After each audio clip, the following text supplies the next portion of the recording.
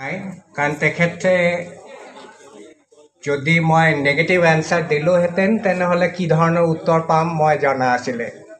তাৰপিছত মোৰে সহপাঠী পিছত অৱশ্যে তেখেতক লগ ধৰিব নোৱাৰা অৱস্থাত পहुঁচি যোৱা নৱহেন্দ্ৰিক তেখেতে যেতিয়া নিমন্ত্ৰণ কৰিলে মই ভাবিলোঁ যে অলপ হ'লেও তেখেতে মোক ৰক্ষা কৰিব কিবা বিপদ যদি মাতি আনো।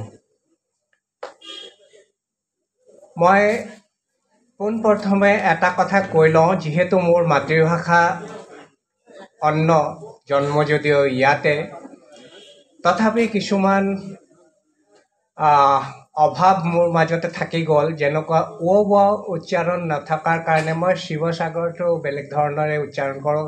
শিৱসাগৰ কৰিব গ'লে মোৰ অসুবিধা হয়, তেনেকুৱা হৰ পাৰ্থক্য বুজি নাপাওঁ। এবাৰ খুব এটা ধুনীয়া ঘটনা ঘটিছিলে। মোৰ স্ত্ৰী অসমীয়া, মোৰ ল'ৰা দুটাক পঢ়া শুনা তেখেতে কৰায়। এদিন মই অবাক হৈ দেখিলোঁ তেখেতে মোক ল'ৰা দুটাক পঢ়াই আছে প্ৰথম চ দ্বিতীয় চ আদি। এইটো কেনেকুৱা কথা, ছৰ ডিফাৰেঞ্চখিনি মই তেখেতৰ মুখৰ পৰা পোৱা নাই। তাৰপিছত ভূগোল, সেইখিনি কওঁতে ভূগোল বুলি কৈছে। মই মানে নেক্সট ডে ৰাতিপুৱা উঠিয়ে ছাৰে মাত্ৰ আহি পাইছে, ছাৰৰ ওচৰতে গ'লোঁ যে ছাৰ এনেকুৱা কি হ'ব মোৰ। ক'লে তেখেতে সেই গোটেইখিনি তেখেতৰ দৃষ্টিৰে কিখিনি হ'ব লাগে, কেনেকুৱা ধৰণৰ হৈ আছে সেইখিনি বুজাই ক'লে। মই একেদিনতে তেখেতৰ যিটো জ্ঞান পালোঁ, তাৰপিছৰ পৰা মই তেখেতৰ ক্লাছৰুমত মই ষ্টুডেণ্ট নাছিলোঁ ঠিকে, কিন্তু দুজন টিচাৰ তেনেকুৱাকৈ পালোঁ। ইংলিছ অসমীয়া ডিপাৰ্টমেণ্টত প্ৰফেচাৰ মহেন্দ্ৰ বৰা আৰু লীলা গগৈ ছাৰ। ছাৰে যেতিয়া ডিব্ৰুগড় ইউনিভাৰ্চিটিত জইন কৰিছিলে তেতিয়া মই মেট্ৰিক পাছ কৰা নাই। ছাৰৰ এই সুবিশাল অৱয়ব দেখি মোৰ মনৰ ভিতৰত এটা ইচ্ছা আছিলে, মই যদি ছাৰৰ নিচিনা ওখ পাখ হ'ব পাৰোঁ। ঠিক তেনেকুৱাকৈ এটা সময়ত আহি যেতিয়া মই ডিব্ৰুগড় ইউনিভাৰ্চিটি পালোঁ, ছাৰে নিমন্ত্ৰণ কৰিলে। নিমন্ত্ৰণ কৰাৰ সময়ত তেখেতৰ সুযোগ্য কন্যা জুৰি মোৰ ছাত্ৰী আছিলে। তেখেতৰ ঘৰত গৈ তেখেতৰ লাইব্ৰেৰীটো চাইছিলোঁ। অ'ত ত'ত কিতাপ খোলা অৱস্থাত পৰি আছে, টাইপৰাইটাৰ মেচিনত কাগজ লগোৱা আছে। মোৰ তেতিয়াৰ পৰা এটা ইচ্ছা আছিলে, মোৰ লাইব্ৰেৰীটো যদি তেনেকুৱা ধৰণৰ হয়। কিন্তু দুখেৰে জনাওঁ, দুটাৰ এটাও মই নাপালোঁ। তেখেতৰ যিটো ষ্ট্ৰাকচাৰ সেইখিনিও মই নাপালোঁ, আৰু ঠিক তেনেকুৱাকৈ ৰিচ লাইব্ৰেৰী যিটো কোৱা হয়, চব জেগাত খোলা মেলা। কাৰণ মোক মায়ে কৈছিলে, কিতাপ সদায় বন্ধ কৰি ৰাখিবি নহ'লে সৰস্বতী উৰি যাবগৈ। ছাৰৰ লাইব্ৰেৰী দেখি মই মোহিত, আৰু এতিয়াও চেষ্টা কৰোঁ যদি মোৰ এটা হ'লহেঁতেন, কিন্তু শেষ হৈ আহিছে। এনেকুৱা ধৰণৰ ছাৰক বক্তৃতাত মই দেখিছোঁ। তেখেতৰ বিষয়তে প্ৰথমতে অলপ কোৱা হয়, কিন্তু আপোনালোকৰ ওচৰত লীলা গগৈ ছাৰৰ সম্বন্ধে ক'বলৈ যোৱাটো বাতুলতা। তেখেতৰ জন্ম ক'ত চবেই জানে, তেখেতৰ কি ধৰণৰ কৃতি সেইখিনিও চবেই জানে। তথাপি মই জাষ্ট দুটা কথা ক'ব খুজিছোঁ। এটা হ'লকে 1956 আৰু এটা হ'লকে 1954। হিষ্টৰিকেল এণ্ড এণ্টিকুৱেৰিয়ান ইনষ্টিটিউটত আৰু গুৱাহাটী বিশ্ববিদ্যালয়ৰ folk lore research and tribal culture Birinchi বৰুৱাই স্থাপনা কৰা ডিপাৰ্টমেণ্ট দুটাত ছাৰে ৰিচাৰ্চাৰ হিচাপে সোমাইছিলে 1954 আৰু 1956। ঠিক তেনেকুৱাকৈ মই আৰু দুটা বছৰৰ কথা উনুকিয়াব খোজোঁ। 1986 আৰু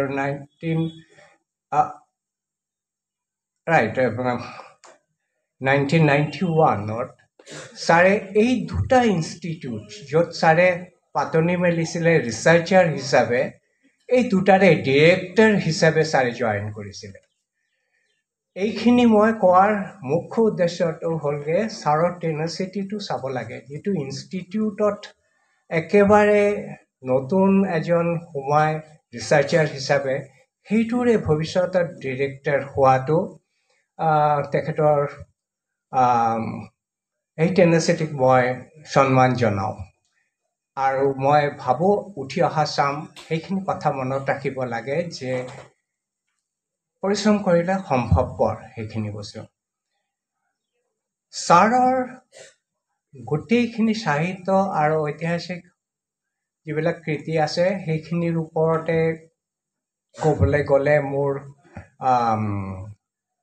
অসুবিধা হ'ব, কাৰণ মই ইমান বেছি তেখেতৰ কথা পঢ়া নাই। কিন্তু প্ৰথমতে মই কৈ লওঁ, ছাৰৰ যিখিনি কাম তাৰ মাজতে মই নৃতাত্ত্বিক সমল বহুত জেগাৰ পৰাই পাইছোঁ। তেখেতৰ লিটাৰেৰী হিষ্ট্ৰী গোটেইখিনিত, যেনেকুৱা অসমৰ আহোম জাতি আৰু অসমীয়া সংস্কৃতি, তাৰ সংস্কৃতিৰ ৰূপৰেখা, অসমীয়া লোকগীত, মণিৰাম দেৱানৰ গীত, অসমীয়া লোক সাহিত্যৰ ৰূপৰেখা, Tai Khamtis of North East India, এইবিলাক কিতাপৰ মাজেদি মই যেতিয়া পঢ়োঁ তেতিয়া অলপ সময়ৰ কাৰণে হ'লেও মই পাহৰি যাওঁ। ছাৰে নৃতাত্ত্বিক নহয়, ছাৰে তেনেকুৱা ধৰণৰ ট্ৰেইনিঙত নহয়, কিন্তু গোটেইখিনি নৃতাত্ত্বিক সমল মই তাৰ পৰা পাওঁ। তো ইয়াতে সেইখিনি উনুকিয়াবৰ কাৰণে মই এইকাৰণে বিচাৰিছোঁ যে নৃতাত্ত্ব বিষয়টো চবেই নহয়, কিন্তু কিছুমানে ভাবি লয় যে এটা জনগোষ্ঠীৰ ওপৰতে কিবা কিবি ইনফৰ্মেশ্যন শ্বেয়াৰ কৰাটোৱে নৃতাত্ত্বিক কাম, কিন্তু সেইটো নহয়। নৃতাত্ত্ব এটা ছায়েন্স ছাবজেক্ট, য'ত প্ৰণালী কিছুমান আছে, সেই প্ৰণালীৰে আমি ইনফৰ্মেশ্যন কালেক্ট কৰোঁ। সেইটোৰ কাৰণে ফিল্ড ৱাৰ্কত এটা কোনো ঠাইত গৈ এটা জনগোষ্ঠীৰ সম্বন্ধে বহুদিন ধৰি কিছুমান প্ৰণালী ব্যৱহাৰ কৰি কৰা হয়, সমল কালেক্ট কৰা হয়, যিবিলাক বস্তুৰ ওপৰতে আমি জানিব পাৰোঁ সেই জনগোষ্ঠীটোৰ বিষয়ে। কিন্তু আজিকালি সেই ষ্ট্ৰেইনাছ ফিল্ড ৱাৰ্কটো নাই। সেইকাৰণে আপুনি চাব নৃতত্ত্বৰ সম্বন্ধৰ ওপৰতে কিতাপ পত্ৰও যথেষ্ট পৰিমাণে আছে, কিন্তু তাৰ মাজতে আৱেগ আৰু কিছু পৰিমাণে যিটো এন্থ্ৰপলজিক কোৱা হয় এথনোচেন্ট্ৰিজম, নিজৰ কলাকৃষ্টিক অলপ বেছিকে দেখুওৱা হয়, তাৰ মাজতে হয়তো সত্যৰ অপলাপো হয়, সেই তেনেকুৱা টেণ্ডেঞ্চি থাকে। সেইবিলাকক ঠিক নৃতাত্ত্বিক গৱেষণালব্ধ ইনফৰ্মেশ্যন বুলি ধৰিব পৰা নাযায়।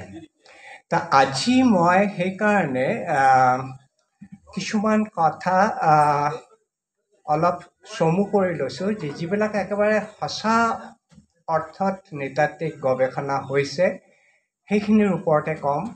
আৰু নহ'লে এই গোটেইখিনি যদি টানি আনিব যাওঁ তেনেহ'লে অসুবিধা হ'ব। যেনেকুৱা অমলেন্দু গুহ ছাৰৰ হিষ্ট্ৰীৰ যিবিলাক the decline of Ahom kingdom, the Ahom political system, Terry ৱালৰ দুটা ভলিউমত Tais of Assam and ancient Tai rituals, Stephen Morey the Tai language of Assam, Anandaram Barua institute of language and culture, এইবিলাক বুলি যিটো কোৱা হয়, তাৰ ওপৰত তাৰ পৰা যিখিনি পাব্লিছ হৈছে, Tai Buddhist communities of Assam, আৰু গিৰীন ফুকন ছাৰৰ Tais of North East India, a study of লিংকেজেছক মই নুই কৰিব খোজা নাই। এই তেখেতসকলে ঠিক সঁচা অৰ্থত ট্ৰেইনড এন্থ্ৰপলজিষ্ট নহ'লেও তেখেতসকলৰ মাজতে সেই এথনোচেন্ট্ৰিক বায়াছ বুলি যিটো কোৱা হয় সেইখিনি বস্তু মই বিচাৰি পোৱা নাই। একেবাৰে সঁচা অৰ্থত যিটো গৱেষণা তেনেকুৱা ধৰণৰ পাব্লিকেশ্যন সেইখিনি বস্তু আমাৰ তাই গৱেষণাৰ মাজতে অমূল্য সম্পদ বুলি মই ক'ম কাৰণ নৃতাত্ত্বিক নহ'লেও তাৰ মাজতে ভুল ভ্ৰান্তি থাকি যোৱাৰ সম্ভাৱনাটো পোৱা নাই তাই history and cultural society of Assam যিটো এষ্টাব্লিছ হৈছিলে 1981ত যথেষ্ট কাম কৰিছে সেইখিনিৰ ওপৰতো মই আজি কথাত সামৰি লোৱা নাই মোৰ দুৰ্বলতাটো মই আপোনালোকৰ ওচৰত প্ৰকাশে কৰোঁ কাৰণ মোৰ পঢ়াৰ সুযোগ হোৱা নাই তো অসমত এই অসম বুলি ক'লে বৰ অসমত 6টা টাই জনগোষ্ঠী আছে আমি সবাই জানো আহোম আইতন টাই ফাকে টাই খামিয়াং তুৰুং এই 6টা জনগোষ্ঠীৰ মাজতে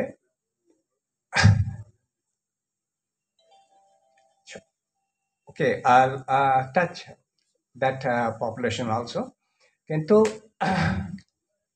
ইয়াৰ মাজতে এটা কমিউনিটিৰ কথা এজন শ্ৰোতাই মোক উনুকিয়াই দিলে মই সেইখিনিৰ আজি মেনশ্যন কৰিম যে অলপ কণ্ট্ৰভাৰ্চিয়েল হ'লেও হ'ব পাৰে যেনেকুৱা মেঘালয়ত ৱেষ্ট গাৰো হিলছত ফুলবাৰী আৰু চেলচেলা ব্লকত মান বুলি এটা কমিউনিটি আছে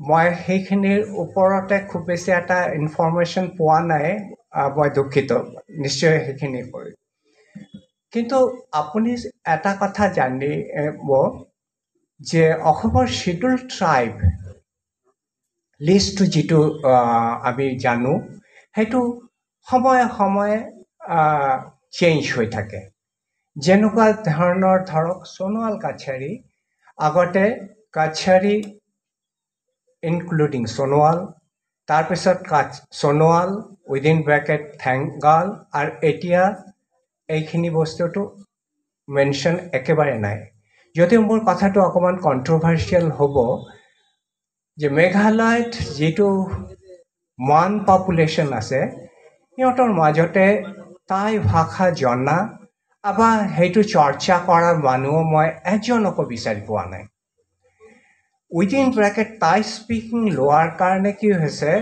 অসমৰ কেইবাটাও জনগোষ্ঠী শিডিউল ট্ৰাইব চাৰ্টিফিকেট পাইছে টাই স্পিকিঙৰ নামতে কিন্তু কথা হৈছে যদি ডিসক্ৰিট আইডেন্টিটি আমাৰ শিডিউল ট্ৰাইবৰ মাজতে যদি নাথাকে ফাকিয়াল বুলি কওক আইতন বুলি কওক তেনেহ'লে হয়তো ভৱিষ্যতে সেইখিনি এটা অসুবিধাজনক কথা হ'ব মই ইমান দকে নাজানো কিন্তু মোৰ এনেকুৱা লাগিছে যে মান টাই স্পিকিং বুলি মেঘালয়ৰ যিটো পপুলেশ্যন ইহঁতক যেতিয়া মই সুধো যে টাই ফাকে বা টাই আইতন টাই তুৰুং খুব বেছি এটা নাজানে আৰু তাৰ যিটো জনগোষ্ঠী সেইটোক আমাৰ ভাষাত আৱয়ৱিক নৃতত্ব ফিজিকেল এন্থ্ৰপলজিত কোৱা হয় হাইব্ৰিড পপুলেশ্যন অন্যান্য মানুহ পপুলেশ্যনৰ জনগোষ্ঠীৰ লগত ইমানেই সংমিশ্ৰণ হৈছে আৰু সেই ওচৰ পাজৰে যিবিলাক পপুলেশ্যন আছে সেইবিলাকৰ লগত আমাৰ ব্ৰহ্মপুত্ৰ ভেলী পপুলেশ্যনৰ ওপৰত মিল নাথাকে সেইকাৰণে তাৰ ভাষাটো অসমীয়া যদিও কিন্তু তাৰ মাজতে বঙালী ভাষাৰ সংমিশ্ৰণ বহুত বেছি আছে আমাৰ ইয়াতে সেইখিনি বস্তুটো চিচুৱেশ্যনটো একেবাৰে বেলেগ বিয়া বাৰুৰ ক্ষেত্ৰত ইহঁতৰ হাজঙৰ লগত বিয়া হয় কোচৰ লগত বিয়া হয় ইভেন বেংগলী লগতো বিয়া বাৰু হয় কিন্তু আমাৰ ইয়াৰ চিচুৱেশ্যনটো বেলেগ তো নেচাৰেলি মান বুলি যিটো পপুলেশ্যন সেইটো এটা ডিছক্ৰিট পপুলেশ্যন টাই স্পিকিং বুলি ক'লে অকণমান ভুল হ'ব আৰু ঠিক তেনেকুৱাকৈ অসম ব্ৰহ্মপুত্ৰ ভেলীত যিবিলাক টাই পপুলেশ্যন শিডিউল ট্ৰাইব ষ্টেটাছটো এনজয় কৰি আছে তেখেতসকলৰ ডিছক্ৰিট আইডেণ্টিটিটো এই লিষ্টৰ মাজতে থাকিব লাগে যিকি নহওক মই এটা এটা পপুলেশ্যনৰ পৰা খুব ঝটিকা সফৰ যিটো কোৱা হয় খুব ৰেপিডলি মই কি ধৰণৰ নৃতাত্ত্বিক কাম হৈছে সেইখিনি মই কৈ যাম সেইখিনিৰ মাজতে মই প্ৰথমতে এটা কথা কৈ লওঁ মোৰ শিক্ষক তাই পপুলেশ্যনৰ ওপৰত গৱেষণা কৰি যথেষ্ট সুনাম অৰ্জন কৰা প্ৰফেসৰ ইন্দিৰা বড়ুয়া এই কিছুদিন আগতে ঢুকালে আৰু মোৰ ছাত্ৰ তাৰানাথ দুৱৰা বোধকৰো এসপ্তাহ হোৱা নাই তাৰো থিচিছ আহোম পপুলেশ্যনৰ ওপৰতে তেখেতো আমাৰ মাজতে নাই তো এই দুইজনৰ গৱেষণা মই নিশ্চয় মেনশ্যন কৰিম কিন্তু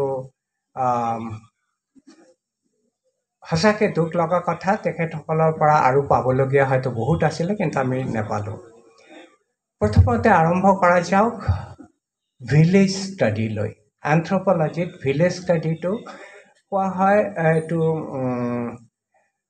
যে গোটেই বস্তুখিনি এটা ভিলেজৰ মাজতে সোমাই থাকে মই গিৰীন ফুকন ছাৰৰ পৰা গম পাইছিলোঁ খুব কেজুৱেল কথা বতৰাত যে মোৰ শিক্ষিকা ইন্দিৰা বৰুৱা যেতিয়া ভিলেজ ষ্টাডি ওপৰত কাম আৰম্ভ কৰিছিলে গিৰীন ফুকন ছাৰে মৰাণজানৰ কথাটো তেখেতক জনাইছিলে আৰু মৰাণজানত তিনিটা গ্ৰুপ মোহন দেওধাই আৰু বাইলুঙৰ ওপৰত তেখেতৰ যিটো কিতাপ ICSSR ৰিচাৰ্চ গ্ৰাণ্ট তেখেতে পাইছিলে আৰু সেইখিনিৰ ওপৰতে আমি এটা ভিলেজত কেনেকুৱা ধৰণৰ ইণ্টাৰেকশ্যন থাকে বিশেষকৈ তিনিটা ভাগৰ মাজতে সেইখিনি পাওঁ আপোনালোকে সবেই জানে ৰিয়েল ইণ্ডিয়াক পোৱা যায় এটা গাঁৱত MN শ্ৰীনিবাস গ্ৰেট ছ'চিয়লজিষ্টে কৈ গৈছে আৰু ছাৰৰ মাজতো বাইদেউৰ কামৰ মাজতো পাওঁ যে আহোম কমিউনিটি যিবিলাক চিৰাচৰিত প্ৰথা মোহন বাইলুং দেওধাই ইহঁতৰ মাজতে সেই মৰাণজান কিতাপটোৰ কথাটো যদি মই মেনশ্যন নকৰোঁ সেইখিনি দোষে চব ঠিক তেনেকুৱাকৈ মই এজনৰ কথা কৈছিলোঁ তাৰানাথ দুৱৰা তেখেতে Assamese nationality and contribution of Ahom towards Northeast Assamese nationality report. Hey, thesis kono Dibrugarh Vishwavidyalaya tar publication nor majote publish korise. তো naturally সেইখিনিৰ ওপৰতো আমি বহুত সময় পাওঁ যে আহোমৰ কণ্ট্ৰিবিউশ্যন এছামিজ নেশ্যনেলিটি জাতীয় জীৱনত কণ্ট্ৰিবিউশ্যন কিমানখিনি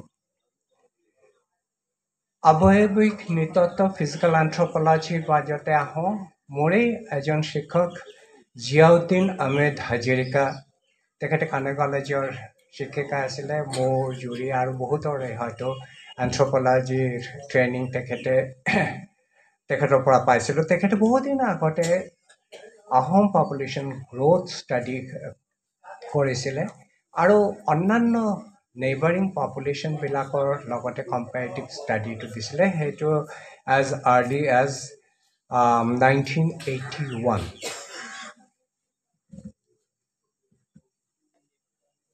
ঠিক তেনেকুৱাকৈ আহোমৰ ৰিপ্ৰডাক্টিভ হেল্থ সেইটোৰ ওপৰতেও গৱেষণা জুৰি পাৰ পাওঁ জুৰি গগৈ কোঁৱৰ লীলা গগৈ সুযোগ দহিতা এতিয়া তেজপুৰ ইউনিভাৰ্চিটিত আছে তেখেতৰ PhD থিচিছত সেইখিনি কাম দেখুৱাইছে ইনফৰমেশ্যন যে ৰিপ্ৰডাক্টিভ হেল্থ কেনেকুৱা ধৰণৰ আহোম কমিউনিটিৰ মাজতে আৰু এজন মোৰ ছাত্ৰী আপোনালোকে সবে চাগে জানে তেখেতৰ দেউতাকৰ নাম ইখাম গগৈৰ দেউতা পুষ্প গগৈৰ ছোৱালী ইখাম কম্পাৰেটিভ ষ্টাডি এটা কম্পাৰেটিভ ডিফাৰেঞ্চিয়েল ফাৰ্টিলিটি আৰু ইনফেণ্ট মৰ্টেলিটিৰ ওপৰতে আহোম খামতি আটাই ফাকে এই তিনিটা কমিউনিটিৰ মাজতে কম্পাৰেটিভ ষ্টাডি আমাক দিছিলে যিটোৰ পৰা আমি কিছুমান ইনফৰ্মেশ্যন পাওঁ যে যথেষ্ট উদ্বেগজনক যথেষ্ট ইম্পৰ্টেণ্ট যেনেকুৱা তাৰ গৱেষণালব্ধ থেচিছটো যদি আমি পঢ়োঁ তেনেহ'লে আমি পাম যে আহোম আৰু খামতি পপুলেশ্যনৰ lower survival rate at old stage. Then the Fakial. Fakialor bajote boyokhial manu jothesto beshi tar tulonat ahom aru khamtir majote kom. Etu just eta line hisabe jodi loa hoy tenohole hoyto ঠিক বুজা নাযাব কাৰণ তাৰ মাজত যদি আমি কাৰণটো বিচাৰি যাওঁ লগতে আৰু হয়তো তাৰ মাজতে আমাৰ খাদ্যাভ্যাস থকাৰ ধৰণ কাৰণ গোটেইখিনি বস্তু আহিব তেখেতে তিনিটাৰ মাজতে ষ্টাডি কৰি দেখুৱাইছে ফকিয়াল পপুলেশ্যনৰ মাজতে এজেড পপুলেশ্যনৰ সংখ্যা যথেষ্ট বেছি আহোম আৰু খামতি হয়তো আৰু বেছি পপুলেশ্যন সামৰি ল'লে আৰু বেছি পালেহেঁতেন যিহেতু PhD থিচিছ সময়ৰ নাটনি থাকে কামখিনি কম কৰা হৈছে admixture rate সংমিশ্ৰণ যিটো কোৱা হয় সংমিশ্ৰণ যদি হয় সেইটো আহোম পপুলেশ্যনৰ মাজতে আটাইতকৈ বেছি টাই পপুলেশ্যনৰ অন্যান্য গ্ৰুপবিলাকৰ মাজতে আৰু সংমিশ্ৰণৰ ব্যতিৰেকে কোনো পপুলেশ্যন আজিৰ দিনত চলি থাকিব নোৱাৰে কিন্তু সেইখিনিৰ মাজতে চাব লগা কথাটো হ'লগে যে ওচৰৰ পপুলেশ্যনখিনি কেনেকুৱা যেনেকুৱা তাৰ ষ্টাডিৰ মাজতে পাওঁ যে ৰিলিজিয়ন কেনেকুৱাকৈ এটা ফেক্টৰ হয় আহোমৰ লগত সংমিশ্ৰণ ৰেটটো যেতিয়া বেছি বুলি কোৱা হৈছে মই কৈছিলোঁ যে তুমি চোৱা কাৰ লগত বিয়া হয় দেখিছে যে যিবিলাকৰ মাজতে হয় সিহঁতৰ লগত ধৰ্মৰ মাজতে খুব এটা অমিল নাই কিন্তু তাই ফাকে বা অন্যান্য যিবিলাক পপুলেশ্যন আছে সেইবিলাকৰ মাজতে সেই ৰিলিজিয়ন এটা ডাঙৰ ফেক্টৰ হৈ যায় আৰু সেই ৰিলিজিয়নটো ফেক্টৰ হোৱাৰ কাৰণে কি হয় হয় সংমিশ্ৰণ কিন্তু আৰু এটা বুদ্ধিষ্ট কমিউনিটিৰ লগতে হয় হয়তো এইটো অৱশ্যম্ভাৱী কথা আৰু লাষ্টৰ যিটো পইণ্ট মই উনুকিয়াব খোজোঁ যে প্ৰতিটো কমিউনিটিৰ মাজতে ইয়াতে অৱশ্যে আমাৰ ছাবজেক্ট নৃতত্বৰ এটা বদনাম আছে আমি বোলে খালি পাৰ্থক্যটোৱে বিচাৰি যাওঁ মিল কিমান আছে তাৰ মাজতে গুৰুত্বটো কম দিওঁ কিন্তু সেইটো কথা নহয় যে পাৰ্থক্যটো কিহৰ কাৰণে হ'ল সেইখিনি আমাৰ মাজতে থাকে ইয়াতে তাৰ ষ্টাডিজৰ মাজতে সেইখিনি কথাতে তেখেতে ইনফাৰেঞ্চটো হ'লগৈ এইটো যে প্ৰতিটো কমিউনিটিৰ মাজতে পাৰ্থক্য নহয় ইউনিক বুলি কৈছে দেৰ ইউনিক এজন আৰু এটা কমিউনিটিৰ পৰা সহজেই এইখিনি বিচাৰি ওলাব পাৰি যে তাৰ মাজতে আৰু প্ৰতিটো ক্ষেত্ৰতে ইহঁতি কোৱাইট ডিষ্টিংক্ট বুলি ক'ব পাৰি যে কমিউনিটি কিন্তু ডিফাৰেঞ্চ নহয়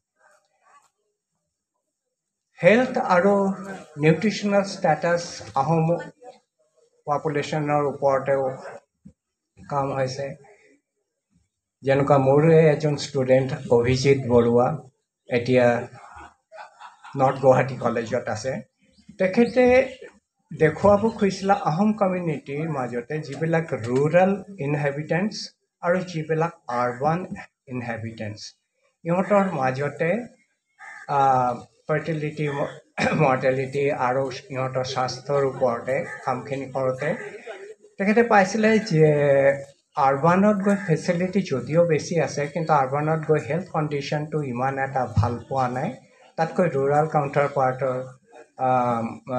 স্বাস্থ্য পাতি অন্যান্য বস্তু মানে ইণ্ডেক্সবিলাক ভাল আৰু হয়তো সেইখিনি বস্তুত এনেকুৱা হ'ব পাৰে যে আৰ্বান এৰিয়াত যিবিলাক আহোম কমিউনিটি ছেটেল কৰি গৈছে সিহঁতৰ নিজৰ চিৰাচৰিত যিবিলাক প্ৰথা খোৱা খাদ্যাভ্যাস সেইবিলাক অকণমান পাহৰি থকা হৈছে সেইখিনিও অকণমান ভাবিবলগীয়া কথা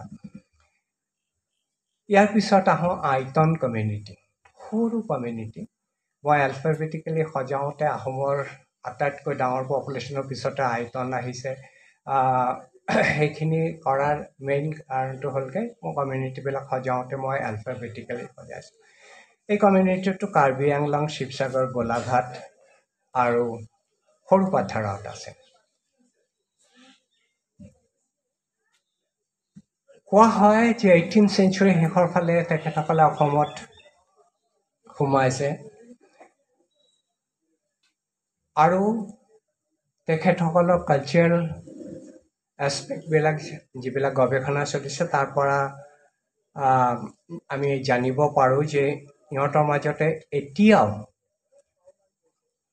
7টা ফৈদত ভাগ কৰা এই ফৈদ ৱাৰ্ডটো আমাৰ বহুত নৃতাত্ত্বিক সম্বন্ধীয় কামৰ মাজতে ক্লান অৰ্গেনাইজেশ্যন বুলি কয় কিন্তু ফৈদ ঠিক ক্লান অৰ্গেনাইজেশ্যন নহয় টু চাৰ্টেন এক্সটেণ্ট এইটো ক'ব পৰা যায় যে territorial group having similar occupation আৰু সেইখিনি মাজতে বহু ষ্টাডিতে দেখা গৈছে যে টাই ফাকেৰ লগতে তেখেতসকলৰ মিল যথেষ্ট বেছি হয়তো ৰিলিজিয়নৰ কাৰণে হ'ব পাৰে অন্যান্য কাৰণত হ'ব পাৰে এইখিনিতে মই আকৌ জুৰিৰ ষ্টুডেণ্টৰ এটা গৱেষণাক অনুকিয়াব খোজোঁ revival of Tainess an ethnographic description of Thai Aitan community of Wanlung Mantai village, Karbi Anglong. এইখিনি PhD thesis তেজপুৰ ইউনিভাৰ্চিটিত সাবমিট কৰা হৈছে মোৰ অতি মৰমৰ ছাত্ৰী জুৰি গগৈৰ অধীনত যিখিনি বস্তু পাব্লিছ হ'লে আমাৰ ওচৰতে আপুৰুগীয়া সম্পদ আমি পাওঁ যে বুঢ়াগোহাঁই 1998ত টাই আইটনছৰ ওপৰতে গৱেষণা পত্ৰ সাবমিট কৰিছিলে চিয়াংমাই ইউনিভাৰ্চিটিত আৰু আইটন Some aspects of their life and culture 2013 চনত জয়া বুঢ়াগোহাঁইও পাব্লিছ কৰি ওলাইছে সেইখিনিও আমাৰ ভাবিবলগীয়া এই গোটেইখিনি কামৰ মাজতে জাষ্ট এটা দুটা পইণ্ট মই উনুকিয়াব খোজোঁ ইহঁতৰ মাজতে ক্ৰছ কাজিন মেৰেজ এতিয়াও প্ৰেক্টিছ হয় আৰু সেইখিনি মাজতে আমি এই পপুলেশ্যনটো যিহেতু আটাইতকৈ সৰু পপুলেশ্যন তাৰ মাজতে আমি চোৱাৰ চেষ্টা কৰিছিলোঁ যে এনেকুৱা কনচাইনগুইনাছ মেৰেজত এফেক্ট কিবা আছে নে নাই MBD চিষ্টেমৰ বিয়া বাৰুৰ মাজতে যেতিয়া আমি ফাৰ্টিলিটিৰ ওপৰতে ষ্টাডিটো কৰিছিলোঁ তেতিয়া দেখিছোঁ ইয়াৰ মাজতে যথেষ্ট এফেক্ট আছে যে পাৰ্টিকুলাৰলি ৰিপ্ৰডাক্টিভ ৱেষ্টেজ মানে জন্ম পোৱাৰ আগতে নষ্ট হৈ যোৱা আৰু জন্মৰ পিছতে উইদিন এ ইয়াৰ এক বছৰৰ ভিতৰতে মৃত্যু হাৰটো বহুত বেছি সেইটো ডাঠি ক'ব নোৱাৰোঁ যে MBD চিষ্টেমৰ কাৰণে হৈছে কিন্তু ভাবিবলগীয়া কথা এটা খামিয়াং পপুলেশ্যন যাক নৰা বুলিও কোৱা হয় চোলাপাথাৰ দিচাং পানীত মোৰ যোৱাৰ অভিজ্ঞতা হৈছিলে আৰু তাতে এজন অতি পণ্ডিত ব্যক্তি শাসন বংশ ভিক্ষু তেখেতক লগ পাইছিলোঁ তেখেতৰ সেই গাঁৱত কাম কৰোঁতে অন্যান্য ষ্টুডেণ্টবিলাক কাম কৰে, কিন্তু মই ছাত্ৰ হিচাপে তেখেতৰ ওচৰতে বহি থাকিব লগা হয় যে সীমাৰ পৰিধিটো চাগে তেখেতে ভাঙি পেলাই তেখেতৰ নলেজটো প্ৰথমতে বুদ্ধিজমৰ ওপৰত, পিছতে গৈ দেখিছোঁ তেখেতৰ জ্ঞান সঁচাকৈ বৰ গভীৰ। তেখেতসকলৰ মাজতে MBT ছিষ্টেমটো নথকা নহয়, সংখ্যাত কম। তাৰ মাজতে যিটো কথা মোৰ মনত সোমাইছিলে যে লেংগুৱেজ, তাই লেংগুৱেজটো একেবাৰে পাহৰি যোৱা। পাৱৈ মুখত এটা ভিলেজ পাইছিলোঁ, মোৰ এজন ছাত্ৰী তাত ডিচাৰ্টেশ্যনৰ কাৰণে গৈছিলে, কোনো PhD থিচিছ নহয়। পাৱৈ মুখত মানুহৰ মাজতে আছে লেংগুৱেজটো এতিয়াও। তো লেংগুৱেজৰ ফালে চাব গ'লে সঁচাকৈ তাই লেংগুৱেজটো লাহে লাহে নাইকিয়া হৈ যাব ধৰিছে। মোৰ যিহেতু এইটোৰ বিষয়তে খুব বেছি এটা জনা নাই, তো তাৰ মাজতে কাম কৰোঁতে মই এটা বস্তু পাইছিলোঁ যে তাই কেলেণ্ডাৰ ফ'ল' কৰা মানুহ, জনা মানুহ এই সৰুপথাৰ সেইখানি গাঁৱত বহুত আছে, কিন্তু আমাৰ জেনেৰেল পাব্লিকৰ মাজতে তাই কেলেণ্ডাৰ সম্বন্ধে খুব বেছি এটা নলেজ নাই। তো সেইখিনিকো মই ভাবোঁ ৰিভাইভ কৰাৰ স্ক'প থাকি যায়।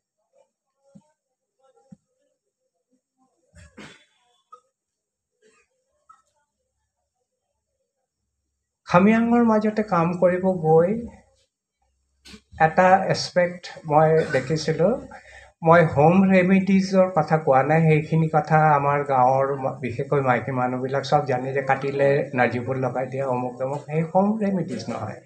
কিন্তু চলি অহা knowledge, traditional knowledge about medicine খামিয়াঙৰ মাজতে যথেষ্ট। আৰু মোৰ বন্ধু সোণোৱাল, যিজন এতিয়া টাটা ইনষ্টিটিউট অফ ৰিচাৰ্চত আছে, আৰু অন্যান্য বহুতেই সেইখিনিৰ ওপৰতে গৱেষণা কৰিছে। খামিয়াঙৰ মাজতে সেইখিনি knowledge, traditional knowledge, indigenous knowledge যিয়ে নকওঁ কিয় এতিয়াও জীয়াই আছে।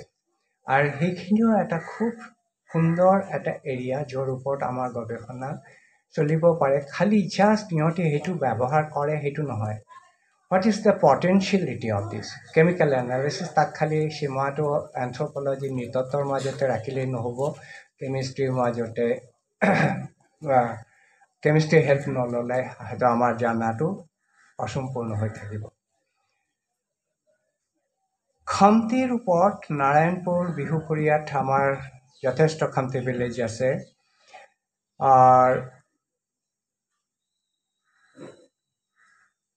ইয়াৰ মাজতে মই যিখিনি বস্তু দেখিছিলোঁ তাৰ মাজতে দেখিছোঁ যে ইনহেৰিটেঞ্চ অফ প্ৰপাৰ্টি অন্যান্য জেগাত আল্টিমোজেনিচাৰ মানে সৰু ল'ৰাটোৱে পায়, কিন্তু ইহঁতৰ মাজতে বৰ সুন্দৰ এটা ব্যৱস্থা আছে যিটো কোৱা হয় ইকুইজেনিচাৰ, সমানভাৱে ল'ৰাবিলাকৰ মাজতে প্ৰপাৰ্টিটো পায়। এইখিনিতে মই এটা গৱেষণাৰ কথাটো অনুসৰিব খোজোঁ। আমাৰ ডিব্ৰুগড় গুৱাহাটী বিশ্ববিদ্যালয় নহয়, উৎকল ইউনিভাৰ্চিটি, তেখেতে পিছতে এন্থ্ৰপলজিকেল ছাৰ্ভে অফ ইণ্ডিয়াৰ ডিৰেক্টৰো হৈছিলে, উৎকল ইউনিভাৰ্চিটি অফ কালচাৰৰ ভাইচ চেঞ্চেলৰো হৈছিলে। K মিশ্ৰ 1994ত ট্ৰাইবেল ইলাইট এণ্ড ছ'চিয়েল ট্ৰান্সফৰ্মেশ্যনৰ ওপৰতে তেখেতে গৱেষণা কৰিছিলে আৰু খামতিৰ মাজতে তেখেতে কাম কৰিছিলে। Socio-cultural and ecological adaptation among the tribes of Arunachal Pradesh, এইখিনিৰ মাজতে খালি আমাৰ টাই পপুলেশ্যন নহয়, লগতে কিতাপটো পঢ়িলে আৱৰ বুলি পাব, কিন্তু আচলতে আদি পপুলেশ্যন আৰু মিছমি পপুলেশ্যনৰ ওপৰতে কৰা হৈছে কম্পাৰেটিভ ষ্টাডি, খামতি, আদি আৰু Mishmi, common Mishmi. Planning and socio-economic development of the tribals, MC Behera বুলি অৰুণাচল ইউনিভাৰ্চিটিৰ এজনে কাম কৰিছিলে, অধ্যয়ন কৰা সেইখিনি বস্তু আমাৰ কিতাপ আকাৰে উপলব্ধ। আৰু সেই তেজপুৰ ইউনিভাৰ্চিটিৰ এজনক পাইছিলোঁ, ভিক্ষু কৌণ্ডিন্য। ভিক্ষু কৌণ্ডিন্যৰ এটা কিতাপ, খুবেই rich information, monastic Buddhism among the Khamtis of Arunachal Pradesh. সেইখিনি বুদ্ধিজম ৰিলিজিয়াছ অৰ্ডাৰ কেনেকুৱা ধৰণৰ সেইখিনি বস্তু তাৰ পপুলেশ্যনৰ মাজতে তেখেতৰ কামখিনি আছে।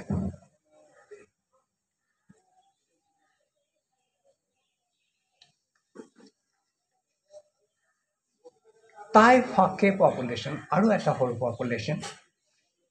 সেই পপুলেশ্যনৰ মাজতে যদি সঁচাকৈ আমি নৃতাত্ত্বিক সমল বিচাৰি যাওঁ, যথেষ্ট অধ্যয়ন হৈছিল। যেনেকুৱা গণেশ শৰ্মা ঠাকুৰ, টাই ফাকেজ অফ আছামত আমাৰ social institution, marriage, family, kinship, religion গোটেইখিনিৰ ওপৰতে গভীৰ অধ্যয়ন কৰিছে। সেইখিনিও তেখেতে PhD গৱেষণালব্ধ ইনফৰমেশ্যন আৰু আজিকালি কিতাপ আকাৰত পোৱা যায়।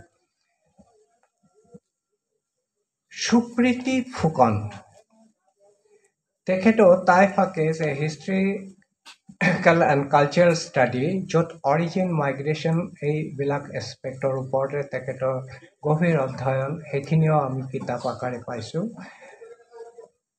মৰ্ফোমেট্ৰিক ভেৰিয়েশ্যন ডিফাৰেঞ্চেছ, তিলোত্তমা বৰুৱা, কটন ইউনিভাৰ্চিটিৰ ৰিটায়াৰ্ড প্ৰফেচাৰ, মাৰ্গাৰেটাৰ ছোৱালী, তেখেতে ফাকে পপুলেশ্যনৰ আৱয়ৱিক নৃতত্ব, ফিজিকেল এন্থ্ৰপলজিৰ মৰ্ফোমেট্ৰিক, যাৰ মানে আমাৰ বডিৰ ওপৰতে ইনফৰমেশ্যন মেজাৰমেণ্টবিলাক লৈ আৰু পপুলেশ্যনৰ লগত কম্পেৰেটিভ এটা ষ্টাডি কৰিছিলে। সেইখিনিৰ ওপৰতে দেখা যায় যে ফাকেৰ লগতে অন্যান্য নেইবাৰিং পপুলেশ্যন, যিবিলাক বুদ্ধিষ্ট কমিউনিটি নহয়, সিহঁতৰ মাজতে ভেৰিয়েশ্যন যথেষ্ট পৰিমাণে আছে, নথকা নহয়।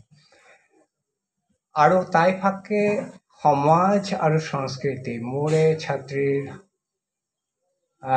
হাজবেণ্ড গিৰিয়েক, এইজনৰ নাম হ'লগৈ প্ৰেমথী গোহাঁই।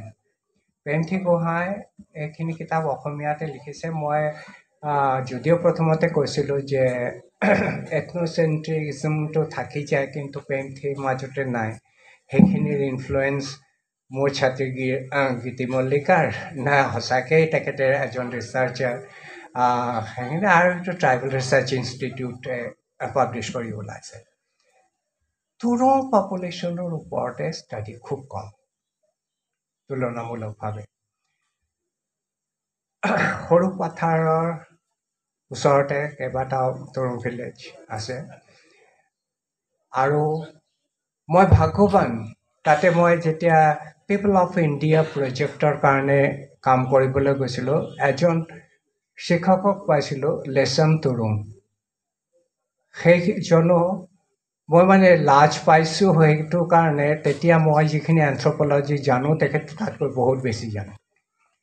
আৰু সঁচাকৈ অৰ্থত তেখেতে এজন শিক্ষক, মোক তুৰুঙৰ বিষয়ত যথেষ্টখিনি ইনফৰমেশ্যন আগবঢ়াইছিলে। আৰু সেইটোৰ ওপৰতে বেছ কৰি ছাৰ্ভে অফ, তেতিয়া মই ডিব্ৰুগড় বিশ্ববিদ্যালয়ত অহা নাই, ছাৰ্ভে অফ ইণ্ডিয়াত আছিলোঁ। পিপল অফ ইণ্ডিয়া বুলি ডক্টৰ K.S. সিঙৰ যিটো কম্পাইলেশ্যন ৱৰ্ক, তাৰ মাজতে তুৰুঙৰ ওপৰতে লিখনিখিনি এই অভাজনাৰে।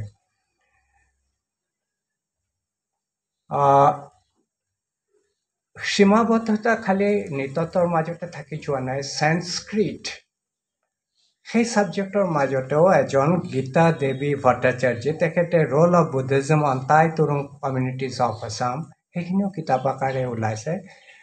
যথেষ্ট সমল আমি তাৰ পৰাও পাওঁ তুৰুং। ইয়াত পিছতে যিটো 7th পপুলেশ্যন, মোৰ হিচাপত, তেখেতৰ হিচাপে 8th পপুলেশ্যন হ'ব লাগে, মান পপুলেশ্যনৰ ওপৰতে মই ক'ব খোজোঁ। এই মান যিটো literally meaning migrants from Myanmar, Burma.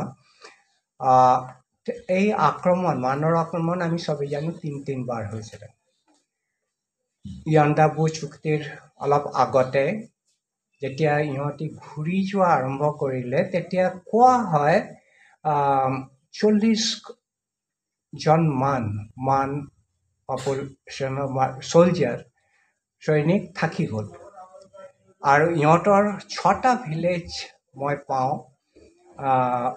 West Garo হিলছৰ চেলচেলা ব্লকত ফুলবাৰী ব্লকত আছে য'ত মোৰেই সতীৰ্থ সঞ্জীৱ চক্ৰৱৰ্তী কাৰণ সঞ্জীৱ চক্ৰৱৰ্তী আৰু বি এম দাস মই একে সময়তে অসমৰ সুযোগ্য নেতাত্বিক বি এম দাসৰ আণ্ডাৰত ভুৱন মোহন দাসৰ লগতে কাম কৰি আছিলোঁ তেখেতৰ ষ্টাডিটো হ'লগৈ micro' evolutionary dynamics in a hybrid population মান অফ মেঘালয় মাইক্ৰ' ইভলিউশ্যনটো কি বস্তু যে পৰিৱৰ্তন আমি যদি চাওঁ আমাৰ অৰিজিনৰ পৰা আৰম্ভণিৰ পৰা একদম খোলা চকুৰে সেই পৰিৱৰ্তনখিনি ধৰিব পৰা যায় যে অষ্ট্ৰেলোপিথেকাছ আছে তেনেকুৱাকৈ আহি কেনেকৈ বৰ্তমানৰ মানুহ আহি কিন্তু সেই পৰিৱৰ্তনটো খালি হঠাতে যে পৰিৱৰ্তন হৈ গৈছে নহয় সদায় পৰিৱৰ্তনটো হৈয়ে থাকে আৰু সেই পৰিৱৰ্তনটো আমি ইচ্ছা কৰিলেই গৱেষণা কৰি পাব পাৰোঁ দুইভাৱে এটা যদি আগতে কোনোবা কাম কৰি গৈছে আৰু বৰ্তমানে আমি কাম কৰি যদি দুটাৰ মাজতে পাৰ্থক্যটো চাওঁ তাতেও ওলায় বা এটা পপুলেশ্যনৰ মাজতে আমি যদি জেনেৰেশ্যন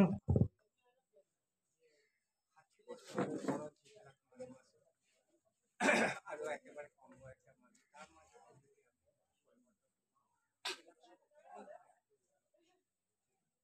প্ৰতিনিয়ত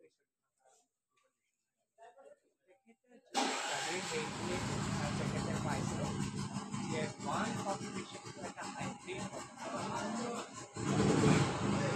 আৰু সেই পপুলেশ্যনটো সেইটো হ'লগৈ Koch of Meghalaya Hajongs of Meghalaya Bengali community ইহঁতৰ ভাষাৰ মাজতে এইকেইটা কমিউনিটিৰ মাজতে প্ৰভাৱটো বৰ বেছি যিটো আমাৰ ইয়াতে হোৱা নাই তো এই কমিউনিটিটোৰ ষ্টাডিটোৰ মাজতে সঞ্জীৱ চক্ৰৱৰ্তীৰ ষ্টাডিৰ বাহিৰে মই যিখিনি পাইছোঁ সেইখিনি চব এই সৰু সুৰা পেপাৰ সেই পেপাৰবিলাক গৱেষণালব্ধ সমল কিছুমান জাৰ্নেলত পাব্লিছ কৰিছে কিন্তু তাৰ মাজতে সেইখিনি দোষ থাকিয়ে গৈছে যে এথনোচেণ্ট্ৰিজম এই গোটেইখিনি পপুলেশ্যনৰ কামখিনি ইয়াৰ বাহিৰতে আৰু বহুত আছে যিখিনি মোৰ সম্ভৱ নহ'ল আজিৰ এই বক্তৃতাৰ বালাত মানে সামৰি ল'বলৈ তাৰ মাজৰ পৰা কেইটামান ইম্পৰ্টেণ্ট এছপেক্ট ইম্পৰ্টেণ্ট কথা মই ক'বলৈ খুজিছোঁ যেনেকুৱা আমি যেতিয়াই কিতাপ খোলোঁ তাই জনগোষ্ঠী কেতিয়াবা তাই ভাষিক জনগোষ্ঠী আৰু কেতিয়াবা এই তাই গোষ্ঠীৰ মানুহবিলাকক ৰেচিয়েল লিটাৰেচাৰ ষ্টুডেণ্ট হিচাপে মোৰ এটা প্ৰশ্ন থাকি যায় সঁচাকেই তাই গোষ্ঠীবিলাক ৰেচিয়েল গ্ৰুপ হয় না সেইটো লিংগুইষ্টিক লিংগুইষ্টিক গ্ৰুপৰ মাজতে বিভিন্ন ৰেচিয়েল গ্ৰুপ আহিব পাৰে যেনেকৈ এৰিয়ান কোনো ৰেচিয়েল গ্ৰুপ দ্ৰাবিডিয়ান কোনো ৰেচিয়েল গ্ৰুপ সেইবিলাক লিংগুইষ্টিক তাৰ মাজতে বিভিন্ন ধৰণৰ এইখিনি কিন্তু আমাৰ যে আমি সঁচাকৈ ক'ব পাৰোঁ যে ৰেচিয়েল গ্ৰুপ এন্থ্ৰপলজিত যদিও আমি জানো এন্থ্ৰপলজিত 4টা ভাগ আছে cultural anthropology physical anthropology prehistoric archaeology আৰু লাষ্ট লিংগুইষ্টিক লিংগুইষ্টিক এন্থ্ৰপলজি আৰু একে বস্তু কিন্তু ইয়াতে লিংগুইষ্টিক এন্থ্ৰপ'লজি থকা ডিপাৰ্টমেণ্ট মই জনাত নাই। কিছুমান পেপাৰৰ কাৰণে অন্যান্য বিভাগৰ পৰা মাতি অনা হয়, তেনেকুৱাকৈ এটা বিভাগ প্ৰিহিষ্ট্ৰিক আৰ্কিঅলজি নামত আছে, কিন্তু আমাৰ ইয়াতে আধ্যাত্মিক কাম বুলি ক'লে আৰু এইখিনি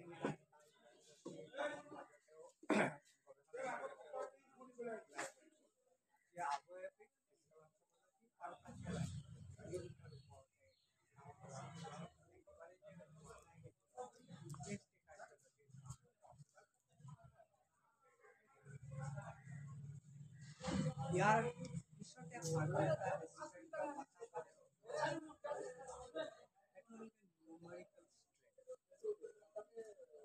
পপুলেশ্যন আৰু সেই সংখ্যাবিলাক ইমানেই কম কিছুমান যে আটাইতকৈ ৱৰ্ষ্ট দেখা যায় মাছ খুব বেছি হ'লে সেইখিনি পপুলেশ্যনৰ মাজতে কি হয়, যদি একেবাৰে বাউণ্ডাৰীটো চিল কৰি দিয়া হয় তেনেহ'লেও নিজৰ মাজতে ব্যৱহাৰ হৈ যদি একেবাৰে দি দিয়া হয় তেনেহ'লেও সেইটোৰ ওপৰতে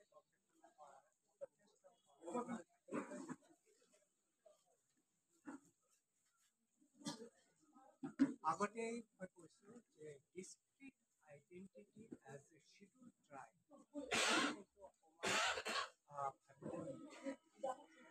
যদিও আমাৰ বৰ অসমত কিন্তু লিষ্টটোৰ মতে আৰু যিটো কমিউনিটিৰ নামৰ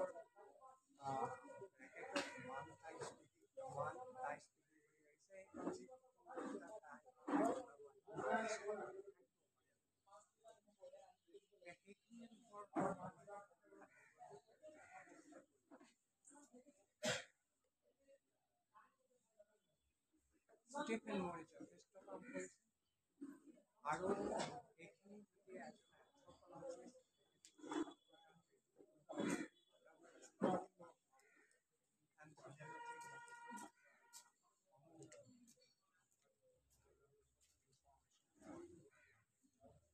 অকণ ৰাখি দিওঁ নেকি?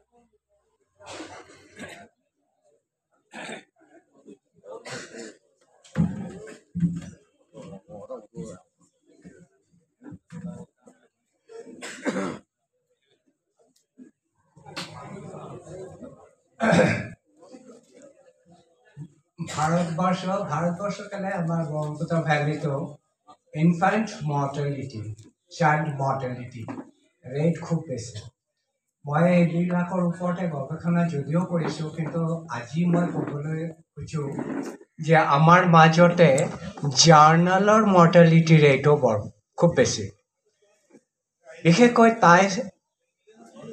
গৱেষণা যিবিলাক কমিউনিটিৰ ওপৰতে গৱেষণা হৈছে সেইবিলাকৰ ওপৰতে কেইবাটাও জাৰ্নাল ওলায় আৰু আনফৰ্চুনেটলি সেইখিনিৰ মৃত্যুহাৰ খুব বেছি। অলপ দিন চলাৰ পিছত বিভিন্ন কাৰণত বন্ধ হৈ যায়। ধেমাজিত প্ৰচুৰ গগৈও আৰম্ভ কৰিছিলে, কিন্তু সেই জাৰ্নালটো এতিয়া চলি আছে বুলি এইখিনি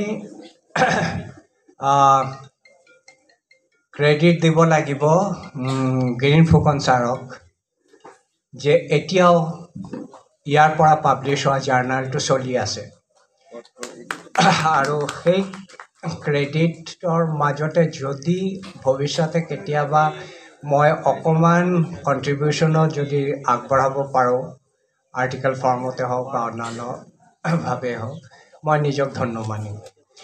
নহ'লে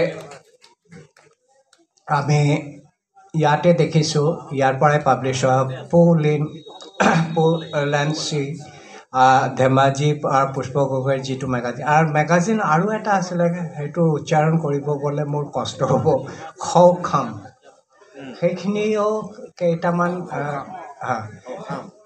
সেইখিনিও কেইটামান ইছ্যু ওলোৱাৰ পিছত চাগে বন্ধ হৈ গৈছে, মই কাৰণ বিচাৰি পোৱা নাই আমাৰ লাইব্ৰেৰীত। তাইৰ ওপৰতে যদি গৱেষণা হয় আৰু এই গৱেষণা লব্ধ ইনফৰমেশ্যনবিলাক যদি আমি চবৰ মাজতে যদি ওলাই দিব নোৱাৰোঁ বৃথা এই ৰিচাৰ্চৰ কোনো মূল্যই নাথাকে আমাৰ কমন পাব্লিকে হওক বা ৰিচাৰ্চাৰবিলাকে হওক সহজে পাব লাগে সেইখিনিও এটা আমাৰ প্ৰতিবন্ধকতা আছে তাই গৱেষণাৰ ক্ষেত্ৰত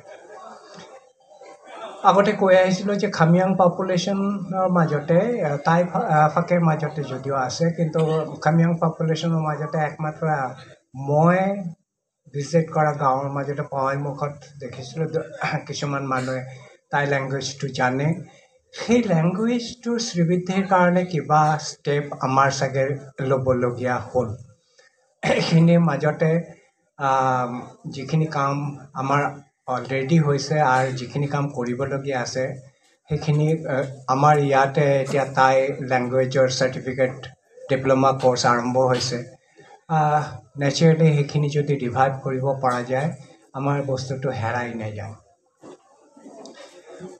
আৰু এটা বস্তু যদিও সেইখিনি বস্তুটো মই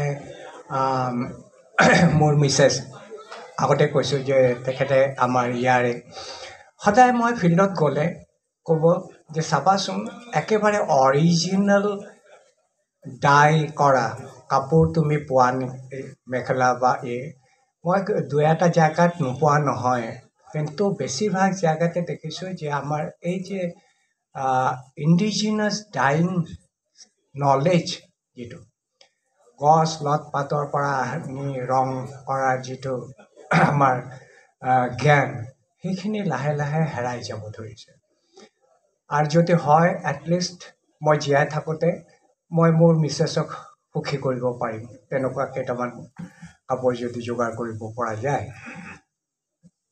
সব জেগাতে মাইগ্ৰেশ্যন সেইটো ইমিগ্ৰেশ্যনো হওক বা ইন মাইগ্ৰেশ্যন আউট মাইগ্ৰেশ্যন যি কি নহওক আমাৰ এই সৰু পপুলেশ্যন যিটো মই আগতে উনুকি আছিলোঁ তাৰ মাজতে এফেক্ট দুটা ছাইডতে হৈছে এটা হ'লগৈ শিক্ষিত যিবিলাক হৈছে সিহঁতি বাহিৰত গুচি যোৱাৰ পিছত আৰু উভতি নাহে তেখেতে সকলে বাহিৰত গৈ যিখিনি নলেজ গেইন কৰে সিহঁতি আমাৰ কমিউনিটিটোৰ মাজতে কণ্ট্ৰিবিউট কৰাৰ সুযোগেই নাপায় তো সেইকাৰণে মাইগ্ৰেশ্যনৰ সেইটো ইন মাইগ্ৰেশ্যনে হওক আউট মাইগ্ৰেশ্যনে হওক সেইখিনি কথাও কিন্তু আমাৰ পপুলেশ্যন আহোম ইমানখিনি হয়তো ক্ষতিগ্ৰস্ত নহ'ব কিন্তু আমাৰ সৰু সৰু যিবিলাক টাইপ পপুলেশ্যন গ্ৰুপছ আছে তাৰ মাজতে কিন্তু যথেষ্ট পৰিমাণে সেই ইয়াৰ এফেক্টটো পৰিব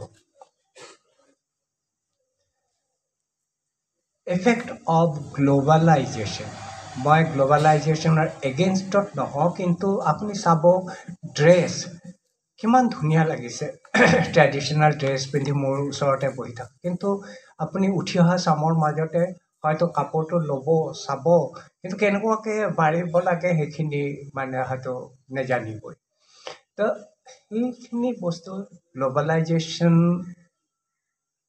একচেপ্ট কৰিও নিজৰ স্বকীয়তা কেনেকৈ বজাই ৰাখিব পৰা যায় সেইখিনিৰ ওপৰতে যদি আমি এতিয়াই ষ্টেপ নলওঁ তেনেহ'লে হ'ব আৰু ইয়াৰ মাজতে হয়তো নৃতাত্ত্বিক দৃষ্টিৰেও আমাৰ চাবলগীয়া বহুতখিনি কথা থাকি গৈছে দুটা বস্তুক আমি কেতিয়াও মানে বন্ধ কৰিব নোৱাৰোঁ এটা হ'লগৈ সময় আৰু এটা হ'লগৈ যিখিনি চেঞ্জ হৈ থাকে প্ৰতিনিয়ত সময়টো সলনি হয় আৰু লগে লগে পৰিৱৰ্তন হয় আমাৰ যিবিলাক ষ্টাডি মই আগতে মানে যিটো কোৱা হয় সাত কাহন গোৱা বহুত কামৰ কথা ক'লোঁ তাৰ মাজতে যদি আপোনালোকে ইয়াৰ অফ পাব্লিকেশ্যন কোনটো বছৰত পাব্লিছ কৰা হৈছে তেনেহ'লে চাব যে বহু গৱেষণা এটলিষ্ট 25-30 তাতকৈ বেছি বছৰ আগতে হৈ গৈছে এই পপুলেশ্যনবিলাকৰ মাজতে পৰিৱৰ্তন স্বাভাৱিক সময়ৰ স্ৰোতত কিন্তু আমাৰ কাম খুব কম হৈছে ৰিষ্টাডি বুলি যিটো কোৱা হয় এটা পপুলেশ্যনৰে আগৰটোৰ লগতে এতিয়াৰ পপুলেশ্যনৰ মাজতে পৰিৱৰ্তন কি ধৰণৰ হৈছে একমাত্ৰ খামতিৰ বাহিৰে ইণ্টাৰেষ্টিং সেইটো আটাইতকৈ ভাল কথা সেইটোৱে যে মিশ্ৰ কে মিশ্ৰ তেখেতে যিটো ভিলেজত কাম কৰিছিলে খামতিৰ ওপৰতে 1981 or something like that, সেইখিনি পপুলেশ্যনে এই যোৱা কেইবছৰ আগতে আকৌ ষ্টাডি কৰিছে। এজন মানুহে যেতিয়া ৰিষ্টাডি কৰে তেনেহ'লে পৰিৱৰ্তনটো যিমানখিনি বুজিব, এটা কিতাপ আগৰ পঢ়ি পেলাই পৰিৱৰ্তনখিনি বুজাটো যে নেযাব সেইটো নহয়, কিন্তু ইমানখিনি এটা হয়তো স্পষ্ট নহ'ব। তো এই প্ৰতিবন্ধকতাবিলাক আঁতৰাবৰ কাৰণে আমাৰ প্ৰচেষ্টা ল'ব লাগিব। কি কৰিব পৰা যায় সেইখিনি মানে আমাৰ কি ধৰণৰ গৱেষণা সঁচাকেই আমাৰ প্ৰয়োজন হৈ গৈছে সেইখিনিৰ ওপৰতে দুই এটা কথা ক'ব খুজিছোঁ। যে এন্থ্ৰপলজিত এতিয়া এটা এৰিয়া, এটা ছাবজেক্ট খুব উঠি আহিছে, যিটো কোৱা হয় anthropology of literature. Ramayana Mahabharata লৈ কাম নোহোৱা নহয়, ইৰাৱতী কাব্যৰ পৰা আৰম্ভ কৰি আৰু বহুতে কৰিছে। কিন্তু মই বিচাৰোঁ যে প্ৰথম আৰম্ভণিটো লীলা গগৈ ছাৰৰ নৈ বৈ যায় পৰাই আৰম্ভ কৰা নাযায় কিয়?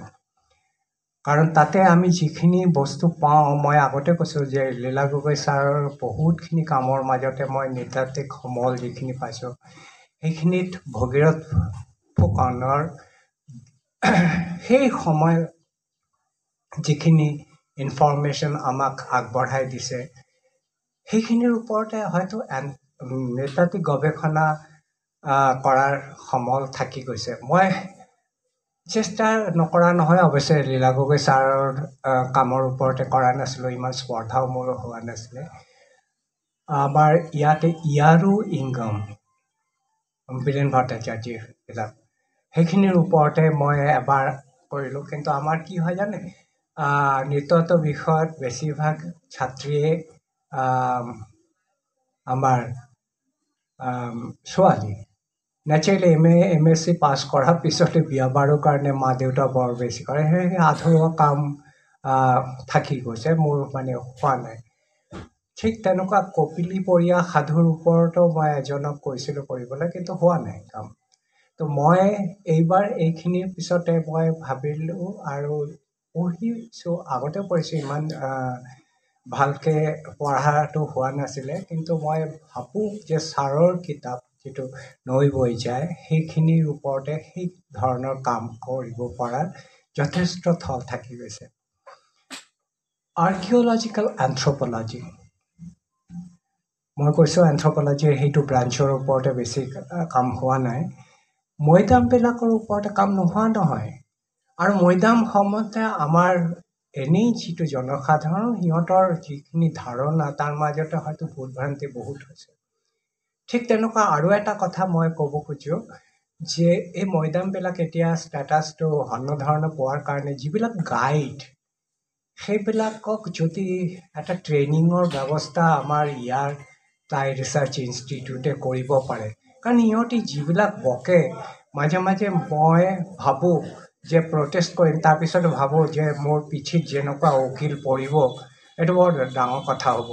কিন্তু সঁচাকৈ ট্ৰেইনড গাইডৰ আমাৰ দৰকাৰ হৈছে, যিজন হিষ্ট্ৰী আৰু কমিউনিটিটোৰ সম্বন্ধে ভাল নলেজ ৰাখে। নহ'লে হয়তো আমাৰ ইয়াতে অধিক উত্তেজনা আৰু সেইবিলাকৰ কাৰণে ভুল ইনফৰমেশ্যন বাহিৰত যোৱাৰ সম্ভাৱনা থাকি যাব। মই নিজে ভুক্তভোগী, অলপ চলপ জনাৰ কাৰণে মোৰ প্ৰটেষ্ট কৰিব মন গৈছে, আল্টিমেটলি উপায় নাপাই মই গুচি আহিব লগা হৈছে। তো সেইখিনিৰ ওপৰতে এটা থাকি যায়। আমাৰ অৰুণাচলৰ এজন পলিটিচিয়ান ৰিচেণ্টলি ঠিক প্ৰটেষ্ট নহয়, এটা ভুল শুধৰণিৰ চেষ্টা কৰিছিলে। সেইটো আমি চবেই জানো মংগল পাণ্ডেৰ কণ্ট্ৰিবিউশ্যনৰ কথা, প্ৰথম শ্বহীদ স্বাধীনতা আন্দোলনৰ। কিন্তু তেখেতে অনুক্ৰিয়া দিছিলে খামতি ৰেজিষ্টেঞ্চ, যিটো ব্ৰিটিছৰ এগেইনষ্টত হৈছিলে, আৰু চাৰিজনৰ নাম উচ্চাৰণ মোৰ ভুল হ'ব পাৰে, চৌৰাংফা গোহাঁই, টাও গোহাঁই, কেপ্টান গোহাঁই, চৌকিং গোহাঁই, তেখেতসকলৰ কণ্ট্ৰিবিউশ্যনবিলাক হয়তোবা আমি আওকাণ কৰি গৈছোঁ। তেখেতসকলৰ ওপৰতে প্ৰপাৰ ষ্টাডি কৰিলে হয়তো আমাৰ সেই ৰেজিষ্টেঞ্চ এগেইনষ্ট ব্ৰিটিছ হয়তো নৰ্থ ইষ্ট ইণ্ডিয়াতে হয়তো আৰম্ভ হৈছিলে, হয়তো নহয় আৰম্ভ হৈছিলেই, কিন্তু স্বাধীনতাৰ কাৰণে বা নিজৰ আইডেণ্টিটিটো বজাই ৰখাৰ কাৰণে বহুত কিবা কিবি প্ৰশ্ন হয়তো আহি যাব, কিন্তু এইটোৰ ওপৰতে গৱেষণা কৰাৰ থল নথকা নহয়। ৰুৰাল টুৰিজম, যিটো কথা মই অলপ আগতে ক'লোঁ যে প্ৰপাৰ ট্ৰেইনিঙৰ দৰকাৰ আছে। যেনেকুৱা ঠিপা ফাকে মই মোৰ গৱেষণা BSc যেতিয়া পঢ়োঁ, গৱেষণা বহুত আগত পৰাই মই দেখিছোঁ যে এনেকুৱা ধুনীয়া ভিলেজ হয়তো আৰু অন্য বহুত জেগাত আছে। আমি সদায় এটা কথা মানে ইগন'ৰ কৰোঁ, আৰু এইখিনিত ৰবীন্দ্ৰনাথ এটা কবিতাৰ মাজেৰে আমাক জনাই ভালকৈ কৰি গৈছে, আঁকনি কৰি গৈছে যে দেখা হয় নাই শুধু এক পা ফেলিয়া, একটি ধানের শীষের উপর একটি শিশির বিন্দু। আমি বহুত দূৰ দূৰ জায়গা ঘূৰি ফুৰোঁ, কিন্তু এটা পথাৰৰ মাজতে এটা ধানৰ ওপৰত এটা নিয়ৰ কিমান ধুনীয়া, আমি সেইখিনি কোনোদিন দেখাও নাই আৰু সেইখিনি উপলব্ধি কৰাৰ মনটোও আমাৰ নাই। তো এই ৰুৰেল টুৰিজম এটা খুব ধুনীয়া জেগা। আমাৰ এইখিনিৰ ওপৰতে গৱেষণাই কওক, ট্ৰেইনিঙে কওক, আৰু কোন কোন জেগাত সেইখিনি পটেঞ্চিয়েলিটি আছে আমি বিচাৰি ওলাৰ যথেষ্ট থল থাকি যায়।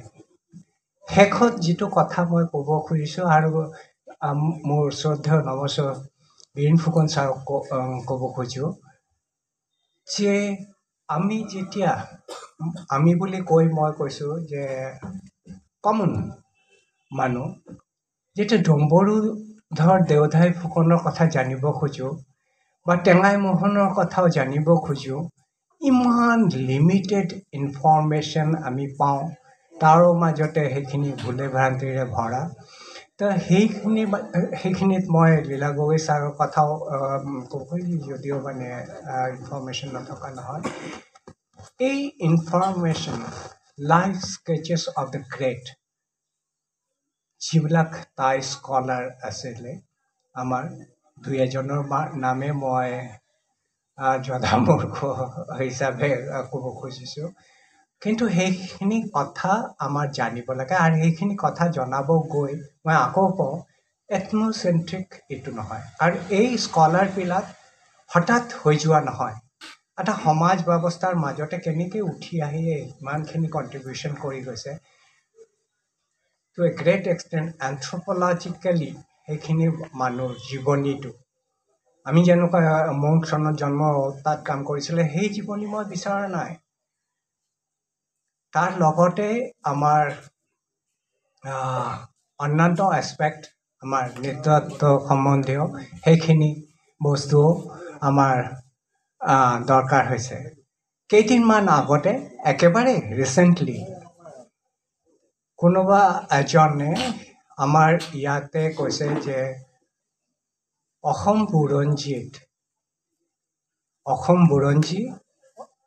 বুৰঞ্জী নহয়, এইটো আহোম বুৰঞ্জী।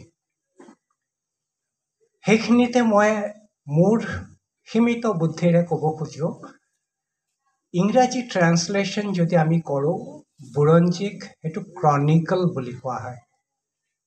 ক্ৰনিকল আৰু হিষ্ট্ৰী একে নহয়, কিন্তু আমাৰ ইয়াতে বুৰঞ্জী বিভাগ বুলি লিখা হয় ঠিকেই, কিন্তু পঢ়োৱা হয় ইতিহাস, আৰু যে ইতিহাস লৈ বহুত কণ্ট্ৰভাৰ্চি আমাৰ ভাৰতবৰ্ষ এজ এ হোল চলি থাকে, যে ৰাজাৰ কথা থাকে, কমন পিপলৰ কথা নাথাকে। তো সেই কথাত একেবাৰে সঁচা অৰ্থত আমাৰ ছাত্ৰবিলাকে বুৰঞ্জী আৰু ইতিহাস সম্বন্ধে ভালকৈ ধাৰণা এটা থাকিব লাগে, যে সঁচাকৈ বুৰঞ্জী ইতিহাস নে ইতিহাসক আমি বুৰঞ্জী বুলি ক'ব পাৰোঁ। এইখিনি কৰি পেলাই মই শেষত এটা কথাই ক'ব খোজোঁ, সেইটো ৰবীন্দ্ৰনাথৰ পৰা চুৰি কৰা কথাই হ'ব। তেখেতে এটা গানত কৈছিলে, এই মণিহাৰ আমায় নাহি সাজে।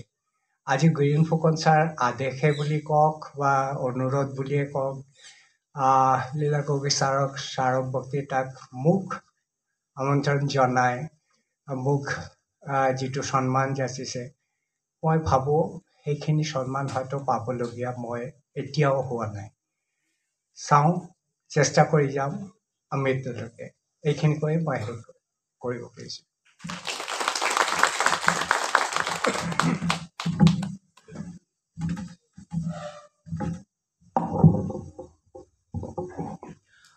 বহুত বহুত ধন্যবাদ অধ্যাপক সাৰ্থক সেনগুপ্ত ডাঙৰীয়া। আমাক আজি মোহমুগ্ধ পিন্ধিব লৈছে আৰু কলা মেখেলা আৰু ৰিহা মাৰিবলৈ লৈছে, আৰু এতিয়া আমাৰ ক্ৰছ এনেকুৱা সম্পৰ্ক হৈছে, বিয়া বাৰ অনা নিয়া হৈছে। ভাষাটো তেখেতসকলে একোৱেই নাজানে, খালি মাত্ৰ থাকি গ'ল ধৰ্মটো, বৌদ্ধ ধৰ্মটো। সেইসকলে মান MAAN মান, তাৰ ভিতৰতে তাই চিপাহীও কেইজনমান থাকি গ'ল সেই যুদ্ধৰ সময়ত। অকল চিপাহী হৈ অহা নাই সেই সময়ত, তাইও সকলেও মানৰ লগত চিপাহী হৈ আহিছিলে। সেইখিনি মিক্স আপ কৰি থাকি গ'ল মেঘালয়, তেতিয়া তোৰা আছিলে, সেইখিনিকে আজি মান বুলি কয়।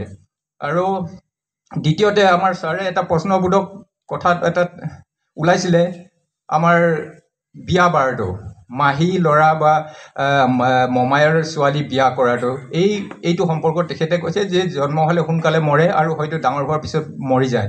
এইটো একচুৱেলি নহয়। তেতিয়া আমাৰ তাই জাতিৰ ভিতৰতে আমাৰ বিশেষকৈ আইতন তুৰুং, আমাৰ খামতি ফাকেসকলে মমাইৰ ছোৱালী ল'ব লাগে, বুজা না? মমাই ছোৱালী ল'ব লাগে, মাহীৰ ছোৱালী ল'ব লাগে, নহ'লে আগত ফাইন কৰিছিলে, মানে ফাইন কৰে। সেই সময়ত এনেকুৱা মৰিছে কিয়? মৰা মানে তেতিয়া আমি ডক্টৰৰ ওচৰত নাযাওঁ, ডক্টৰৰ ওচৰত নপঠায়, এনে ঘৰতে নৰ্মেলি জন্ম হ'বৰ কাৰণে ৰাখি থৈ দিয়ে। তেতিয়া সেই সময়তে হয়তো বহুত মৃত্যু হৈছিলে। আজিকালিও মমাই ছোৱালী লয়, মাহী ছোৱালী লয়, সেইটো নল'লে ফাইন হয়। অকল আমাৰ তাই আইতন তুৰুং বা খামতি ফাকে নহয়, ইয়াত কাৰ্বি আংলঙত থকা কাৰ্বিসকলেও যদি মমাইৰ ছোৱালী নলয়, মাহীৰ ছোৱালী নলয়, আমাৰ ট্ৰাইবেল হিচাপে সেইটো ফাইন হয়। আৰু আমাৰ তাইসকলে যদি কিবা বেলেগ এটা উপাধিৰ, আমাৰ তাই আইতন তাই খামতি ফাকেসকলৰ ব্ৰাঞ্চ আছে, উপাধিটো বেলেগ বেলেগ আছে। কিন্তু আমাৰ আগত যদি আমি বিয়া কৰি আনো বেলেগ সম্প্ৰদায়ৰ বেলেগ উপাধিৰ, তেতিয়া আমি আজিকালি কি কৰে, নিজৰ গিৰিয়েকৰ উপাধিটো লিখে, কিন্তু সেইটো নহয়। আচলত মাইকী মানুহটোৰ উপাধিটো মাইকী মানুহেই থাকিব লাগে, এনেকুৱা আছিলে আগত। কিন্তু আজিকালি সেইখিনি নহয়, গিৰিয়েকৰ উপাধি লিখা হয়। আৰু তৃতীয়তে বহুত ৰিচাৰ্চ পাৰ্চনসকলে, মই নকওঁ নামকেইটা, মই জানো, বহুত জানো। মই 1981 পৰাই মই জানো কোন কোন ৰিচাৰ্চ কৰি কি লিখিছে। এইটো মোৰ তাত তথ্য নাই কাৰণে মই নামকেইটা ক'ব নোৱাৰোঁ। গতিকে তেখেতসকলে লিখিছে আমাৰ 1885 মাজতে আমিখিনি অহা অসমত, তাই আইতনসকলে বা তাই তুৰুংসকলে। যদি আমি 1885ৰ মাজত যদি আমি আহিছোঁ, আমাৰ আপুনি চাব যে ভিতৰ কালিয়নী যিটো টেম্পল, আমাৰ যিটো গোটেই অসমত ফেমাছ এটা মন্দিৰ আছে, বিহাৰ আছে, সেইটো 17th centuryত বনোৱা। আমি তেতিয়াহ'লে আইতনসকলে কেনেকুৱা আহিলোঁ 18th century মাজভাগত? আৰু আমাৰ বালিপথাৰ গাঁওটোত যেতিয়া আমাৰ আজু ককাহঁতে আছিলে, সেই সময়তে এই অল্ড এণ্ডি ৰোড বুলি কয়, যিটো লতা কটা ৰন ৰাস্তাটো ব্ৰিটিছে অল্ড এণ্ডি ৰোড বনালে, এতিয়াও টুকুৰা টুকুৰি পিচ আছে। সেই সময়ত আমাৰ আজু ককাহঁতে তাত থাকি হাবি কাটিব গৈছিলে বোলে। কাটি পিছতে খুব বেমাৰ হৈ কি মৰিলে, পিছত সিহঁতে ঘূৰি আহিলে। তাৰপিছত ব্ৰিটিছে যেতিয়া এইটো ৰাস্তাটো বনালে, ট্ৰেইন ৰাস্তাটো বনালে, তাতো তেতিয়া সিহঁতে হাজিৰা কৰিছিলে বোলে। আমাৰ আজু ককাহঁতে কৈ থোৱা কথা দেই এইটো। আমাৰ কাৰণ লিখিত আকাৰে নথকাৰ কাৰণে আমাৰ আজি উপায় নাই আমি কাৰোবাৰ লগত কিবা তৰ্ক কৰিবৰ কাৰণে। কিন্তু আমাৰ নিজৰ পুথিত লিখা আছে, সেইখিনি পাব্লিছ নহয়। আমাৰ যিটো আমাৰ স্ক্ৰিপ্টত লিখা আছে, সেইটো স্ক্ৰিপ্টটো আমিহে পঢ়িব পাৰোঁ, আপোনালোকে এইটো পঢ়িব নোৱাৰে। আৰু লিখি থোৱাটো সীমিত। আজিকালি আমাৰো এইবিলাক হেৰাই হেৰাই গৈ আছে, ভাষাটো লাহে লাহে কমি গৈ আছে। আপোনালোকে যেনিবা আজি 600 বছৰ 700 বছৰ আপোনালোকে এৰি আহিলে ভাষাটো, আমিও এৰিব লগা হৈছে। কিয়? পাপা মামা মামী দাদী এনেকুৱা আৰম্ভ হ'বলৈ লৈছে। আৰু ঠিক তেনেকুৱা অকল আমাৰ নহয়, আপোনালোকৰ সমাজতো এইটো হয়তো মই বহুত শুনি পাইছোঁ। গতিকে আৰু বিশেষ মই নকওঁ। আৰু যদি কোনোবা আইতন বিষয়ে জানিবলৈ বিচাৰে, আৰু তেতিয়া মোক আপোনালোকে প্ৰশ্ন কৰিব পাৰে ধন্যবাদ ধন্যবাদ লাজু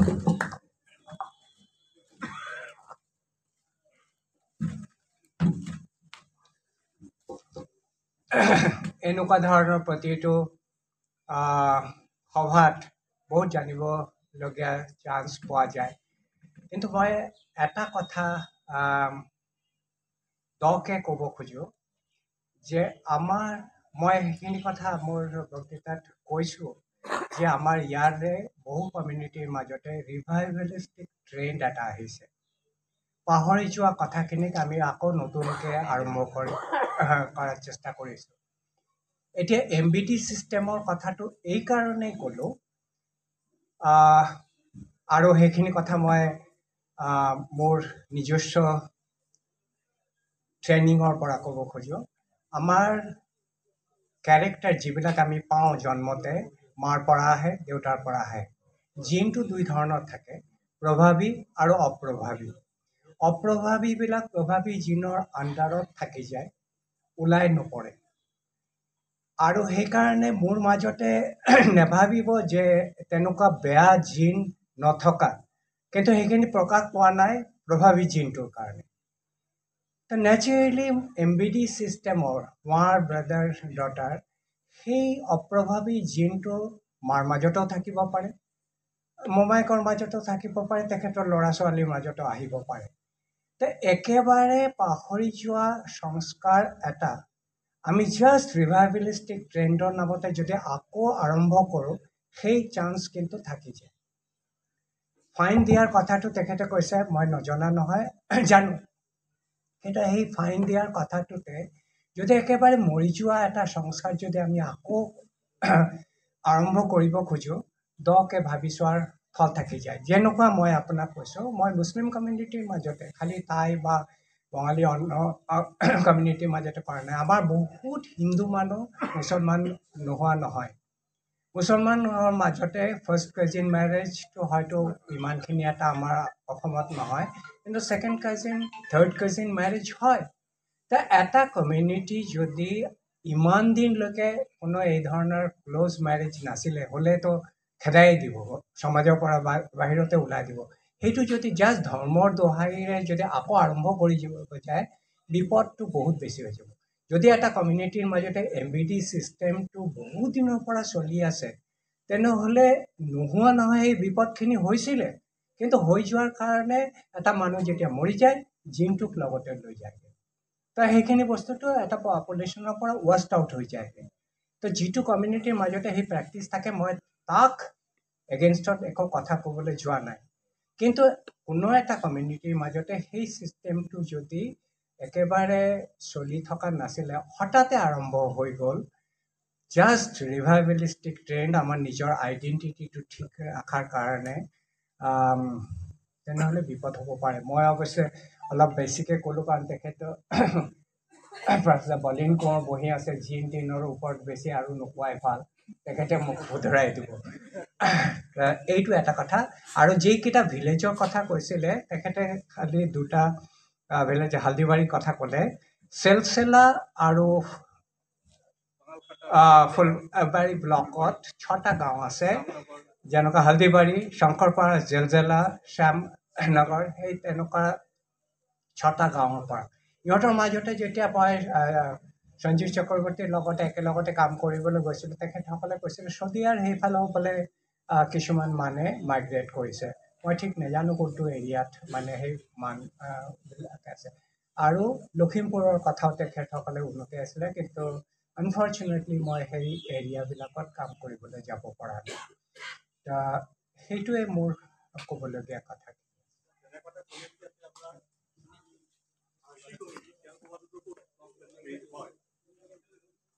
পাৰ্চী কমিউনিটি মই বিশেষ হ'ব দেই ডিব্ৰুগড় ইউনিভাৰ্চিটি আৰু ৰসায়নিক বিভাগৰ অধ্যাপক তেখেত মোৰ কলেজীয়া আছিলে মই কৈছোঁ কি এনেকুৱা এটা কমিউনিটি ভাৰতবৰ্ষত আছেই পাৰ্চী কমিউনিটি যাৰ মানে ক্ৰছ কাজিনেই মেৰেজ হয় প্ৰায় কিন্তু লাহে লাহে কমিউনিটিত মানে বাৰ্থ ৰেট কমি গৈছে আৰু এটা আটাইতকৈ ডাঙৰ কথা হৈছে পাৰ্চী কমিউনিটিৰ মাজতে বিয়া বাৰু কৰাৰ ইচ্ছাটোও নাইকিয়া হৈ যাবলৈ ধৰিছে আৰু এটা কথা মই ক'ব বিচাৰিছোঁ আপুনি ক'লে ধৰক বিভিন্ন কথা ক'লে কালচাৰেল মানে এন্থ্ৰপলজিৰ বিষয়ত এটা কথা আমি ষ্টাডি কৰিছিলোঁ, যদিও মই কেমিষ্ট্ৰি মানুহ, এই যে বিভিন্ন আমাৰ এই ছটা গোষ্ঠী আছে, টাই গোষ্ঠী আছে, তেওঁলোকৰ মানে টেক্সটাইলৰ পেটাৰ্ণ কেনেকুৱা, ভাইচাবিজ textile patterns in Laos and Cambodia as well as in Thailand. We have studied a comparative, we have presented a comparative paper in IJTS 2017 at St. University. And I think there are even more scope to study systematically. Right. And another field that is called history of foods, Right. just like Dr. Tapan Chaudhary, he has written about the history of foods in Mughal area. That's like this also we can study history of foods among the different Thai communities, if there is similarity, if they are or not. And last time we had gone to Kunming, and there is a big actually area where 27 that's indigenous tribes communities, they have made a village, this village. We went only to Dai and some Hmong village. And we also seen that there is some similarity in the culture. They have made a village, and it's a living village. জীৱন্ত গাঁও তাত টাই মানুহ আছে, তাক গাই বুলি কয়, তেনেকৈ মদ প্ৰস্তুত কৰে, তেনেকৈ মাছ ধৰা জুলুকি আছে, খালৈ আছে, গতিকে এইবিলাকো ভাবো ষ্টাডি কৰাটো ভাল হ'ব from social anthropology. Thank U.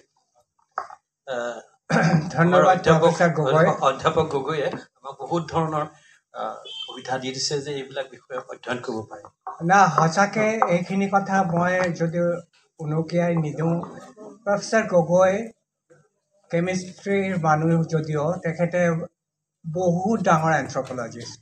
তেখেতৰ আগতে এটা অতি সাধাৰণ চাইকেল এটা আছিলে, লৈ লৈ ফিল্ডত ঘূৰি ফুৰে, আৰু ফিল্ডৰ ইনফৰমেশ্যন কালেক্ট কৰা তেখেতৰ যিটো টেকনিক মই এতিয়াও এন্থ্ৰপলজিৰ ট্ৰেইনড ষ্টুডেণ্ট হিচাপে ৰপ্ত কৰিব পৰা নাই।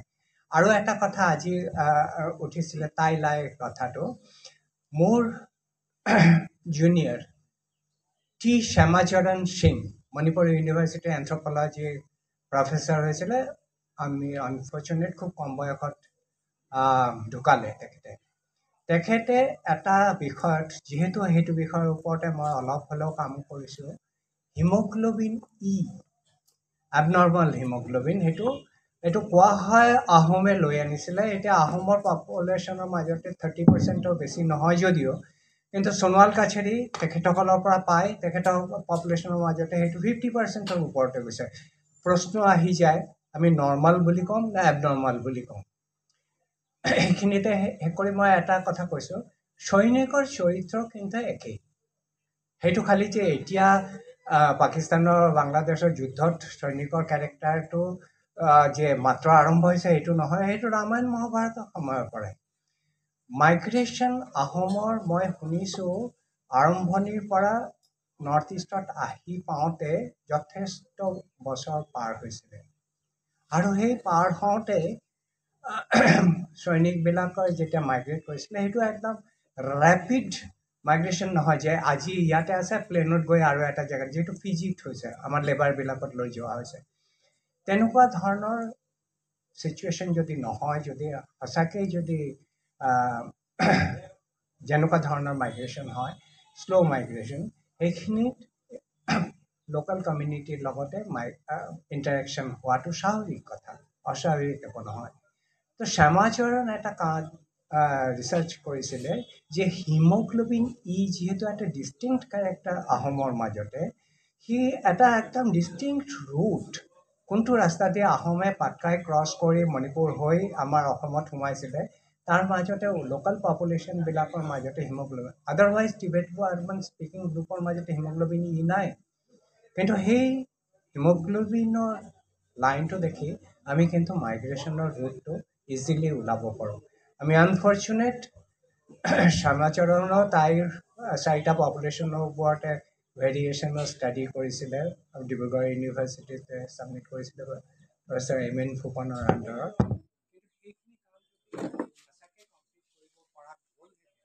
তেনেহ'লে আৰু এটা যে মাইগ্ৰেশ্যন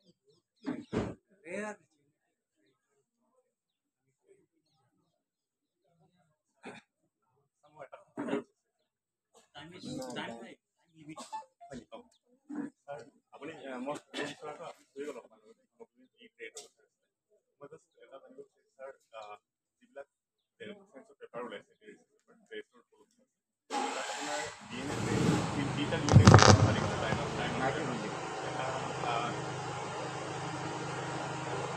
এটা M G hello' O-M122 O-M175 আৰু O-M95 এই তিনিটা DNA ট্ৰেডৰ কথা আছে ছাৰ আৰু হিষ্টৰিকেলি যদি চোৱা যায় আপোনাৰ ইউ কমিউনিটি আৰু কমিউনিটি আৰু পু কমিউনিটি তিনিটা কমিউনিটিৰ লগত আপোনাৰ হেৰি ইণ্টাৰমেৰিয়েজ হোৱাৰ পাছত মানে তাই মানুহবিলাকৰ হেৰি উদ্ভৱ হৈছে বুলি জেনেটিক চায়েন্সে বিশ্বাস কৰে ছাৰ আৰু সেইটো এংগলৰ পৰা চালে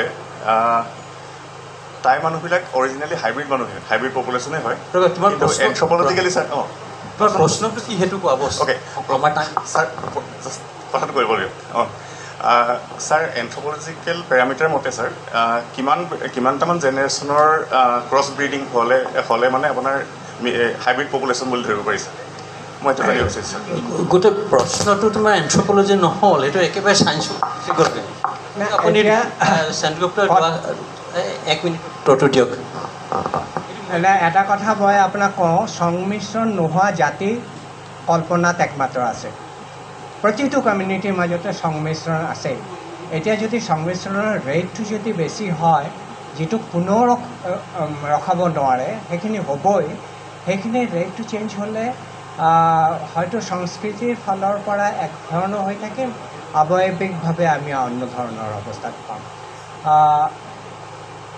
হিটলাৰ যিমানে এৰিয়ান পিয়'ৰ ব্লাড বুলি চিঞৰি থাকক নিজৰ মানুহৰ মাজতে বিয়া বাৰু সংমিশ্ৰণ নোহোৱাকৈ আজিলৈকে কোনো পৃথিৱীত কোনো জাতিয়ে নাই আছে কম বা বেছি আমি মেদিনী মোহনৰ প্ৰশ্নটো পিছত আলোচনা কৰিম ডাঙৰ প্ৰশ্ন এইবিলাক উত্তৰ সম্ভৱ নহয় আৰু আমাৰ হাতত এতিয়া খুব 5 মিনিট সময় মাত্ৰ আছে মই আমাৰ অলিন কুমাৰ ডাঙৰীয়াক দুআষাৰ ক'বলৈ অনুৰোধ জনাম টু চামাৰাই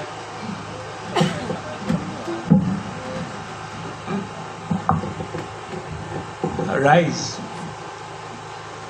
আজি আমি ডক্টৰ সাৰ্থক সেনগুপ্তাক লগ পালোঁ তেখেতৰ পাণ্ডিত্যৰ বিষয়ে গম পালোঁ আৰু তেখেতে অসমৰ এজন মুধফুধা পণ্ডিতৰ ওপৰত তাই সাংস্কৃতিক অধ্যয়ন কেন্দ্ৰৰ থ্ৰুদি তেওঁলোকৰ দ্বাৰা এজন বিদগ্ধ পণ্ডিতৰ বিষয়ে ক'বলৈ এটা লেকচাৰ ৰাখিবলৈ তেখেতৰ এটা বক্তৃতা ৰাখিবলৈ কাৰণে তেখেতক অনুৰোধ কৰি তেখেতে ৰাখিলে আৰু যিমানখিনি জ্ঞান তেওঁ আমাক দিলে তাৰ কাৰণে মই ভাবোঁ সমজুৱাত সকলো ৰাইজৰ তৰফৰ পৰা আমি তেখেতক ধন্যবাদ দিব লাগিব তেখেতক ধন্যবাদ দি মই কিছুমান কথা সৰু সুৰা কথা কিছুমান কৈ যাওঁ আমাৰ প্ৰথম কথা হ'ল আমি কিয় আজি আমাৰ নিজৰ চিনাকি দিব বিচাৰিছোঁ প্ৰত্যেকে আমাৰ কাৰণটো থাকিব লাগিব তাৰমানে আমি বিচাৰিছোঁ যে বৃহত্তৰ টাই জাতিটোৰ আমি অংশীদাৰ হয় নে নহয় আচল কথা সেইটোৱেই যদি বৃহত্তৰ টাই জাতিটোৰ যদি আমি অংগ হয় তেতিয়াহ'লে আমি টাই অধ্যয়নৰ কাৰণে কি কৰিছোঁ টাই অধ্যয়নৰ কাৰণে অকল আমি মিটিং পাতিছোঁ মিটিং পাতি আমি কৈছোঁ যে এইখিনি অধ্যয়ন হ'ব লাগে এইখিনি কৰিব লাগে কিন্তু অৰ্থ নোহোৱা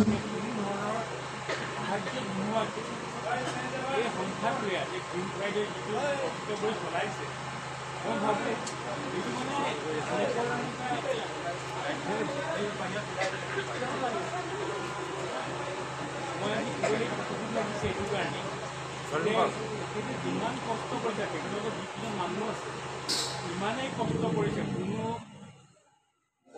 অবিহনে পইচা নহ'লে ধন নহ'লে গৱেষণা নহয় আমি হয় পণ্ডিতবিলাকে সদায় কওঁ মই ইউনিভাৰ্চিটিখন চলাইছিলোঁ হয় 1000 কোটি টকা মই খৰচা কৰিছিলোঁ পইচা আছিলে মোৰ ওচৰত সেইকাৰণে কৰিব পাৰিছিলোঁ কিন্তু এই অধ্যয়ন চক্ৰটো কেনেকৈ চলাই আছে তেখেতে মই ভাবি আচৰিত হওঁ কেনেকৈ চলাই আছে? আমি প্ৰত্যেকে আজি সভালৈ আহোঁতেও কোনবিলাক মানুহ আহিছে?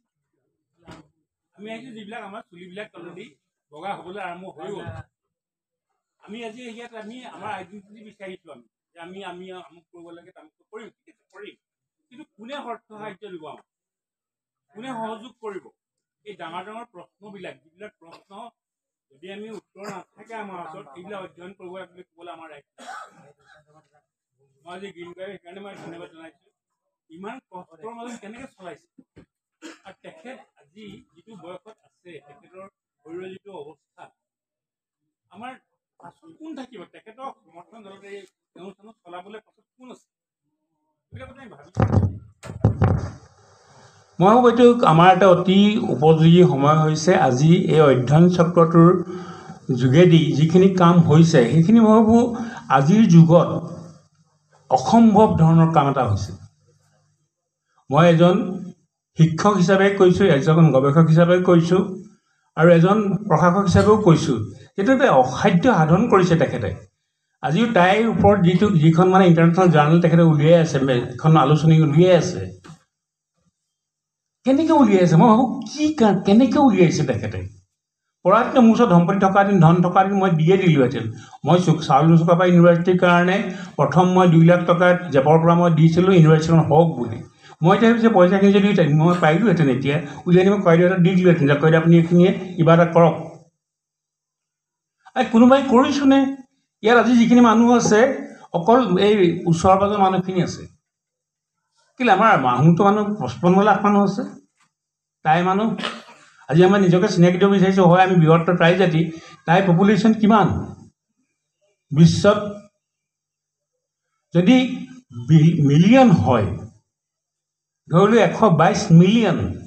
এই মানুহখিনিৰ মাজত যিখিনি আমি নিজকে চিনাকি দিবলৈ আজি ওলাই আহিছোঁ, হয় আমি কি যোগ দিছোঁ? অকল কৰিব লাগে, আমি কৰিম কৰিম কৰিম কৰিম, এইবোৰ নহ'ব নহয়।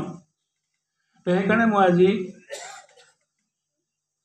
ডক্টৰ সাৰ্থক সেনগুপ্তা আৰু সন্দিকৈ ডাঙৰীয়া সভাপতি তেখেতসকলৰ থ্ৰুৱেদি মই আপোনালোকক কৈছোঁ যে আমি যিমান পাৰোঁ প্ৰচাৰ কৰিব লাগে এই অনুষ্ঠানটোৰ কথা।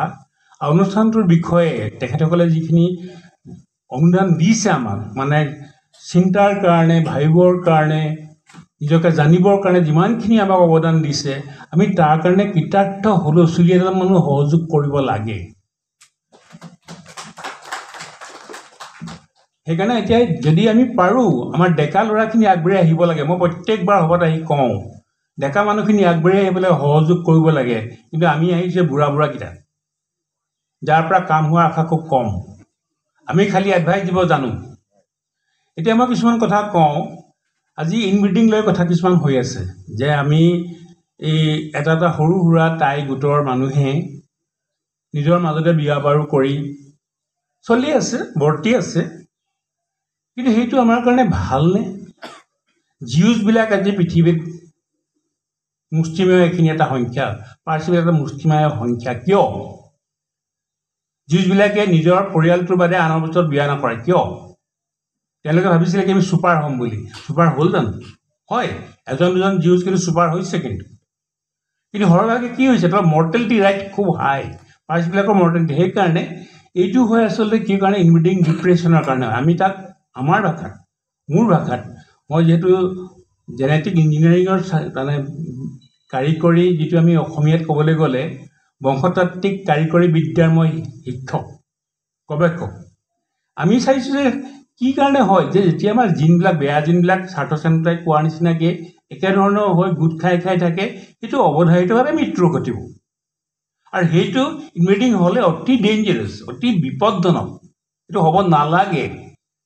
সেইকাৰণে আপোনাৰ যিবিলাক পৰিয়ালত এটা সম্প্ৰদায়ৰ পৰা আন এটা সম্প্ৰদায়, তাৰমানে জিঅ'গ্ৰাফিকেলি যদি ভৌগোলিকভাৱে যদি বেলেগ বেলেগ ঠাইৰ বহুত যুগৰ পৰা তাতো বহুত সলনি হয়, তেওঁলোকৰ মাজতো যদি হয় বিবাহ বাৰু, তেতিয়াও কিন্তু জীয়াই থকাৰ সম্ভাৱনা বেছি।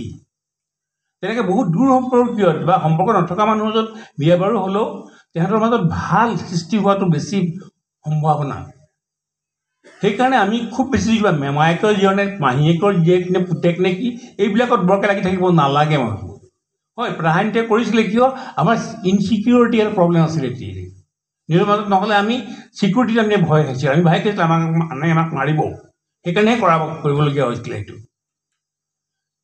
এই কথাবিলাক আমি বিজ্ঞানসন্মতভাৱে ভাবিব লাগিব, জেনেটিকেলি মানে বংশতাত্ত্বিকভাৱে ভাবিব লাগিব। আৰু এটা কথা আজি ওলাইছে, ডক্টৰ সেনগুপ্তাই কৈ গৈছে যে আমাৰ মেডিচিনেল প্লাণ্ট যিবিলাক মানে ঔষধীয় উদ্ভিদ আছে তাৰ মাজত এন্থ্ৰপলজিকেল কিবা মানে নৃতাত্ত্বিক কিবা অধ্যয়ন হ'ব পাৰে নেকি, বা তেওঁৰ বায়'কেমিকেল হেৰিবিলাকৰ বিষয়ে। এইটো এটা এনেকুৱা, মই এখন কিতাপ আজি প্ৰায় 15-16 বছৰ আগতে লিখিছিলোঁ, বহুত ডাঙৰ কিতাপ। সেই কিতাপখনত মই 400 গছৰ অসমৰ মানে বিৱৰণ লিখিছিলোঁ, ইংৰাজীত লিখিলোঁ, দুৰুফল মই ইংৰাজীত লিখিলোঁ। এই কিতাপখন বজাৰত নাই এতিয়া। মই ভাবিছোঁ অসমীয়াত লিখিম এতিয়া, বাৰু যিয়ে কি নহওক সেইটো কথা মূল নহয়। মূল কথাটো হ'ল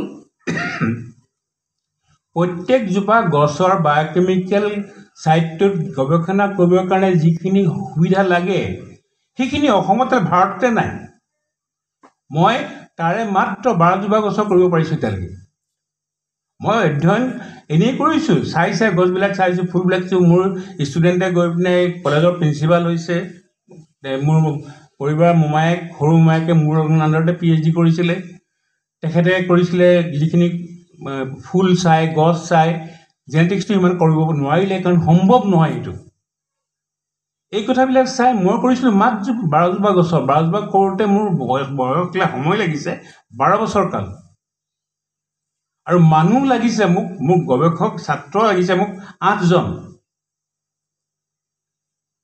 কথাবিলাক ক'বলৈ খুব সহজ যে এইটো কৰিব লাগে, কৰিম ঠিকেই আছে, কিন্তু ক'ৰ পৰা পাম ইমান পইচা? এই এটা ইকুইপমেণ্ট কিনিবৰ কাৰণে কোটি টকা আমি ক'ত পাম? ভাৰতবৰ্ষৰ এটা ইনষ্ট্ৰুমেণ্ট আছিলে, যিটো ইনষ্ট্ৰুমেণ্টৰ দাম সেইটো সময়ত আছিলে 1,30,00,000 টকা। অকল এটা ইনষ্টিটিউট আছিলে, বাংগালোৰত আছিলে। তাকো সেইটো মানুহক দেখুৱাই এইটো আমাৰ 1 কোটি টকা। সেই মানুহজন এনেকুৱা হ'ল যেনে পৃথিৱীৰ আটাইতকৈ বিখ্যাত বুলি নিজকে কয় তেখেতে, নোবেল প্ৰাইজ ল'ব লাগে বুলিও কয় তেখেতে। সেইটো কিন্তু মানুহক দেখুৱাই, তেওঁ নিজে একো কাম কৰা নাছিলে তাত। তো সেইকাৰণে মই কৈছোঁ গৱেষণা চবেই হ'ব লাগে, হোৱাততো চবেই হ'ব লাগে, কিন্তু মই ভাবোঁ আমি অনুষ্টুপীয়াকৈ সৰু সৰু কাম কিছুমান হাতত ল'ব লাগে, যিবিলাকত পইচা পাতি খৰচা কমটি হ'ব। আৰু যিখিনি পইচা পাতি লাগে আমি প্ৰত্যেকে ৰেডি থাকিব লাগিব যে আমি অৱদান কৰোঁ কিহৰ কাৰণে? জ্ঞানৰ কাৰণে। আমি কিমানে জ্ঞানৰ কথা ভাবোঁ, নিজকে আমি জানিবলৈ যিমান ইচ্ছা কৰোঁ, জ্ঞান বৰ্ধিতকৰণৰ কাৰণে আমি কিমান ভাবোঁ। এতিয়া মই এটা আৰ্টিকল অলপতে লিখিছিলোঁ, মই কয়দেউহাটত দিছিলোঁ। তেখেতে সেই টেঙাখাটৰ যিখন আহোম সভা হৈছিলে তাত প্ৰকাশ কৰিবৰ কাৰণে মই ইংৰাজীত লিখিছিলোঁ, এটাত লাচিত বৰফুকনৰ ওপৰত লিখিছিলোঁ, ইয়াত প্ৰকাশ কৰিবৰ কাৰণে। মই যিমান পাৰোঁ বৈজ্ঞানিকভাৱে গোটেইখিনি চাই মুখনি মাৰিবলৈ যত্ন কৰিছিলোঁ যে আমাৰ টাইবিলাকনো কেনেকৈ আহিছিলে, টাইবিলাকনো কোন আছিলে। আলটাই বুলি মাউণ্টেইন এটা আছিলে, হয়, দক্ষিণ মংগোলত। তাৰপাছতো মই ভাবিছিলোঁ কি এই মোগলবিলাকনো কোন? আমি সদায় ঘৃণা কৰি আছোঁ মুছলিমৰ মোগল একে নেকি? নহয়। মোগল শব্দটো আহিছে মংগোলৰ পৰা। চেংগিজ খান সেইজন ৱাৰলৰ্ড আছিলে মংগোলিয়ান। তেওঁৰে বংশধৰ হ'ল আমাৰ বাবৰ আৰু মুছলিম একে নহয়। বাবৰ যেতিয়া আহিছিলে, চেংগিজ খান যেতিয়া আগবাঢ়ি আহিছিলে তেতিয়া তেওঁ মুছলিম ধৰ্মত দীক্ষিত হোৱা মানুহ কিছুমান লগ লাগিছে তেখেতৰ। সেই গোটেইখিনি লগ লাগি মোগল আমি মুছলিম কৰি পেলালোঁ। এই কথাবিলাক বহলভাৱে নাভাবি তাৰ গুৰিটো নুলিয়ালে আমি আচলতে ঘৃণাভাৱে, আজি যিটো ধৰ্মৰ নামত ঘৃণাভাৱ চলি আছে, আজি আমুকটো হিন্দু, আমুকটো মুছলিম, আমুকটো আমুক, কিয়? আমি মানুহহে। নৃতত্বই কি কৈছে? মানুহ অধ্যয়ন কৰ, মানৱত্ব অধ্যয়ন কৰ। মানুহৰ গোটেই অৱয়ৱৰ পৰা আৰম্ভ কৰি মানুহৰ গোটেই অৱয়ৱটোৰ লগতে গোটেই পাৰিপাৰ্শ্বিক অৱস্থাক অধ্যয়ন কৰ। সেইটোৱে কৈছে আমাক এন্থ্ৰপলজি।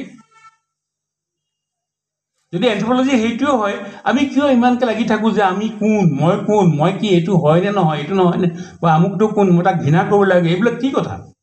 কোনোবা এটা সংঘ নহয়। কোনোবা সংঘত কোনোবা এজন ধৰ্মীয় মানুহ হয় নাই, চন্দ্ৰভাৱে চিন্তাধাৰা দিছে নাই? এক দেৱ এক হ'ব কৈছে নে কিবা কৈছে নে লেছ বুলি কৈছে কাৰোবাক, এইবিলাক কথা নাভাবিব। চব কৰিব নালাগিব জানো, জানিব নালাগিব জানো? মংগোলীয় হৈ গ'লে বা টাই হৈ গ'লে তেওঁলোক অস্পৃশ্য হৈ গ'ল নেকি? এই ডাঙৰ ডাঙৰ প্ৰশ্নবিলাকৰ উত্তৰ কোনে দিব?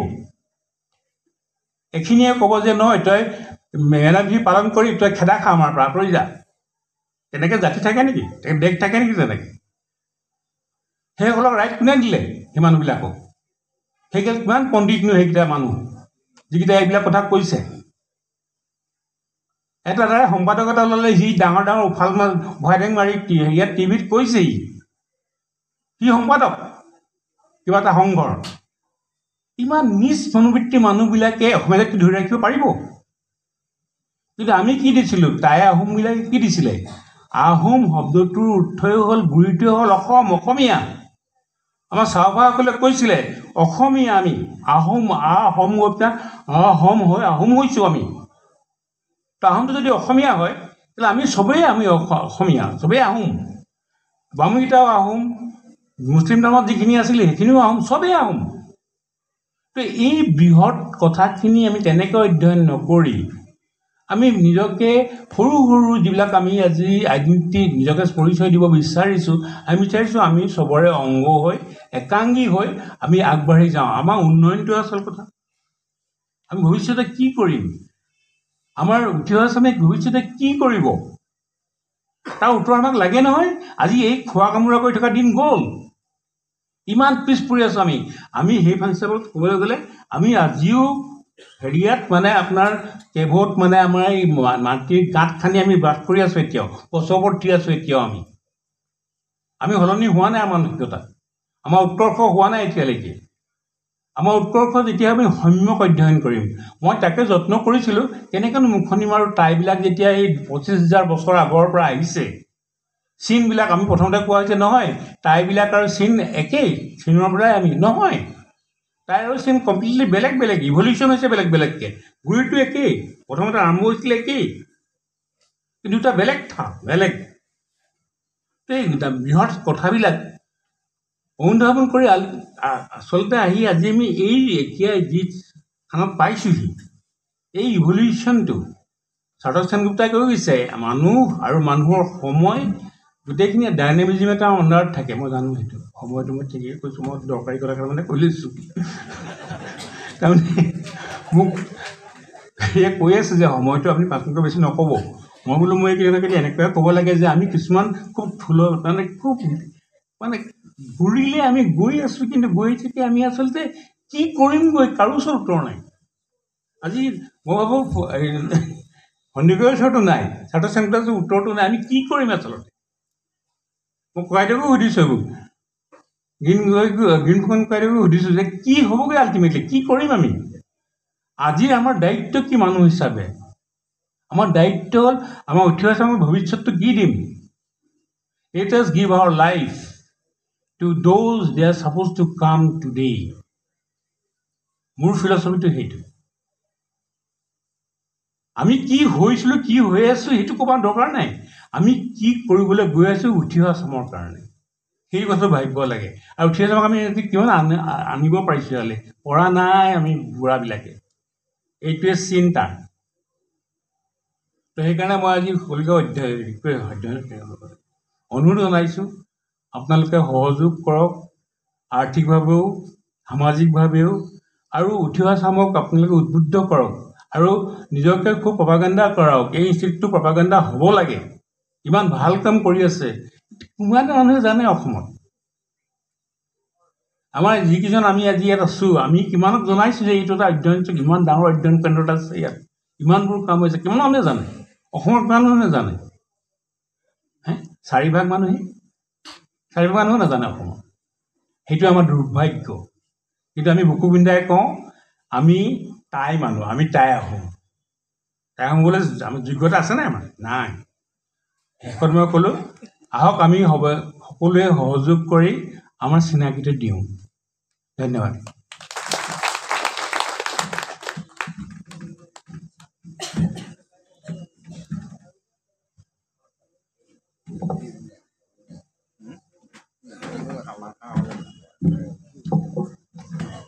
আমি বলিন কোঁৱৰ ডাঙৰীয়াক ধন্যবাদ জনাইছোঁ। বহু গুৰুত্বপূৰ্ণ প্ৰশ্ন উত্থাপন কৰিছে, যিটো প্ৰশ্নৰ উত্তৰ তেওঁ এটা অৰ্থতে দিছে যে নতুন যুৱ চামক আমাৰ মাজলৈ টানি আনিব লাগে। আমাৰ বেলি লহিয়ালে আমি পিছফালে গুচি যাম। নতুন চাম আহক, নতুন বেলি হওক, নতুন পুৱাৰ পোহৰ আহক আমাৰ তালৈ। আৰু সেই নতুন মানুহখিনি যেতিয়ালৈকে উদ্বুদ্ধ হ'ব, যেতিয়া আমাৰ মাজলৈ আহিব, তেতিয়া আমাৰ নতুন প্ৰাণৰ ন চাকি জুৰি দীপিতি ঢালি দিয়ে তাত, সেই কবিতাৰে আমি নতুন জীৱন আৰম্ভ কৰিব পাৰিম। চাওঁতে চাওঁতে আমাৰ সময় হৈ গ'ল। আমাৰ নিৰ্দিষ্ট সময় আছিলে 12 বজাৰ ভিতৰত। আমি এতিয়া ইতিমধ্যে 2 ঘণ্টা সময় আমি ক'বলৈ গ'লে আমি এবজৰ্বড হৈ থাকিলোঁ। 2জন মানুহ বেলেগ বেলেগ ফিল্ডৰ, 2জন অৱশ্যে বিজ্ঞানৰে, এজন নৃতত্ব বিভাগৰ আৰু এজন মলিকুলাৰ বায়'লজিৰ একেবাৰে জেনেটিক অধ্যয়ন কৰা মানুহৰ বক্তব্য আমি শুনা পালোঁ। প্ৰথমজনে নৃতত্বৰ বিষয়ে ক'লে, নৃ মানে মানুহ, তত্ত্ব মানে কথাটো, সেই কথাটো ত্বল প্ৰত্যয়ৰ লগ লাগি তত্ত্ব হৈছে। গতিকে তাত এই খণ্ড তটো আছে আৰু তল প্ৰত্যয়ৰ তটো আছে। সেই ত লগ লাগি নৃতত্বত সেই 2টা ত লাগি আছে। সেই তেনেকে মহত্বটো 2টা ত আছে, কিন্তু বীৰত্ব বা গুৰুত্ব এইবিলাকত 2টা ত নাই। আমাৰ সাধাৰণতে সেইটো ভুল হয়। গতিকে এই মানুহৰ বিষয়ে কি তত্ত্ব আছে তাত, আৰু মানুহৰ বিষয়ে আমি নকৈ আমি আলোচনাটো সীমিত কৰিবৰ কাৰণে টাই জনগোষ্ঠীৰ ভিতৰত আবদ্ধ হৈ থাকিলোঁ। আৰু টাই জনগোষ্ঠীৰ বিষয়ে আলোচনা কৰিবলৈ যাওঁতে দেখোন 1, 2, 3, 4, 6, 7 এনেকৈ আৰু নতুন টাই গোষ্ঠী হয়তো আমাৰ মাজলৈ আকৌ আহিব। এইটোৱে আজিৰ আলোচনা চক্ৰৰ ডাঙৰ সফলতা বুলি মই ভাবোঁ, যে এই প্ৰশ্নটোৱে নতুন প্ৰশ্ন মুকলি কৰি দিছে, নতুনভাৱে ভাবিবলৈ আমাক বাধ্য কৰাইছে যে আমি আবদ্ধ হৈ নাথাকোঁ। আমি যে 6 বুলি কৈ আছিলোঁ, 6 নহয়, 7, 8 হ'ব পাৰে আৰু বাঢ়িব পাৰে, কাৰণ বহুত মানুহে এতিয়ালৈকে জনা নাছিল। আৰু আটাইতকৈ ডাঙৰ কথাটো হ'ল, আমি এতিয়া এইটো টাই গোষ্ঠী সেইটো টাই গোষ্ঠীৰ লগত আমি টাই ভাষাততো কথা ক'ব নাজানোৱেই। আকৌ বেলেগ বেলেগ টাইৰ পৰা আহি আমি মণিপুৰৰ যিজন ব্যক্তি আহিছে, ইবমচা সিং, তেখেতৰ লগত আমি ইংৰাজীয়ে কথা ক'ব লগা হৈছে। ইংৰাজীটো আমাৰ ভাষা নাছিলে, প্ৰশাসনৰ ভাষা আছিলে, 7 সাগৰ 13 নদী সিপাৰৰ ভাষাটো। কিন্তু আমাক ৰাজনীতিয়ে, প্ৰশাসনে আমাক সেই ভাষাটো আৰোপ কৰি দিয়াৰ পাছত আমি সেই ভাষাটোৰ যোগেদিহে আমাৰ ঘৰৰ ওচৰৰ মানুহজনৰ লগত, বাৰীৰ সিফালে থকা মানুহজনৰ লগত আমি সেইটো ভাষাত যোগসূত্ৰ ৰক্ষা কৰিব লগা হৈছিল। এইটো ৰাজনীতিৰ সমস্যা। ৰাজনীতি আমাৰ ওপৰত আৰোপ কৰি দিছে। বৰ্তমান এতিয়া এই যিটো কৰ্পৰেট ছেক্টৰ আহিছে, ব্যৱসায় বাণিজ্য আহিছে, সেইবিলাকেও আমাক সেই ভাষাটো আৰোপ কৰি দিছে। এতিয়া আমি তেনেস্থলত আমি আকৌ টাই ভাষাটো উদ্ধাৰ কৰিব পাৰিম নে নোৱাৰিম? ভাষা এটা হৈছে বস্তু, মানুহে নিজে যেতিয়া কৈ থাকিব তেতিয়া ভাষাটো জীয়াই থাকিব। আৰু জীয়াই থকাৰ আটাইতকৈ উত্তম উপায়টো হৈছে লিখিত ৰূপ দিয়াটো। এতিয়া ইয়াত টাই আহোম ভাষাত বহুতো লিপি লিখা আছে, বহুতো পাণ্ডুলিপি আছে। এইটো পাঠোদ্ধাৰটো আমাৰ কিছুমান লোকে কৰিলে।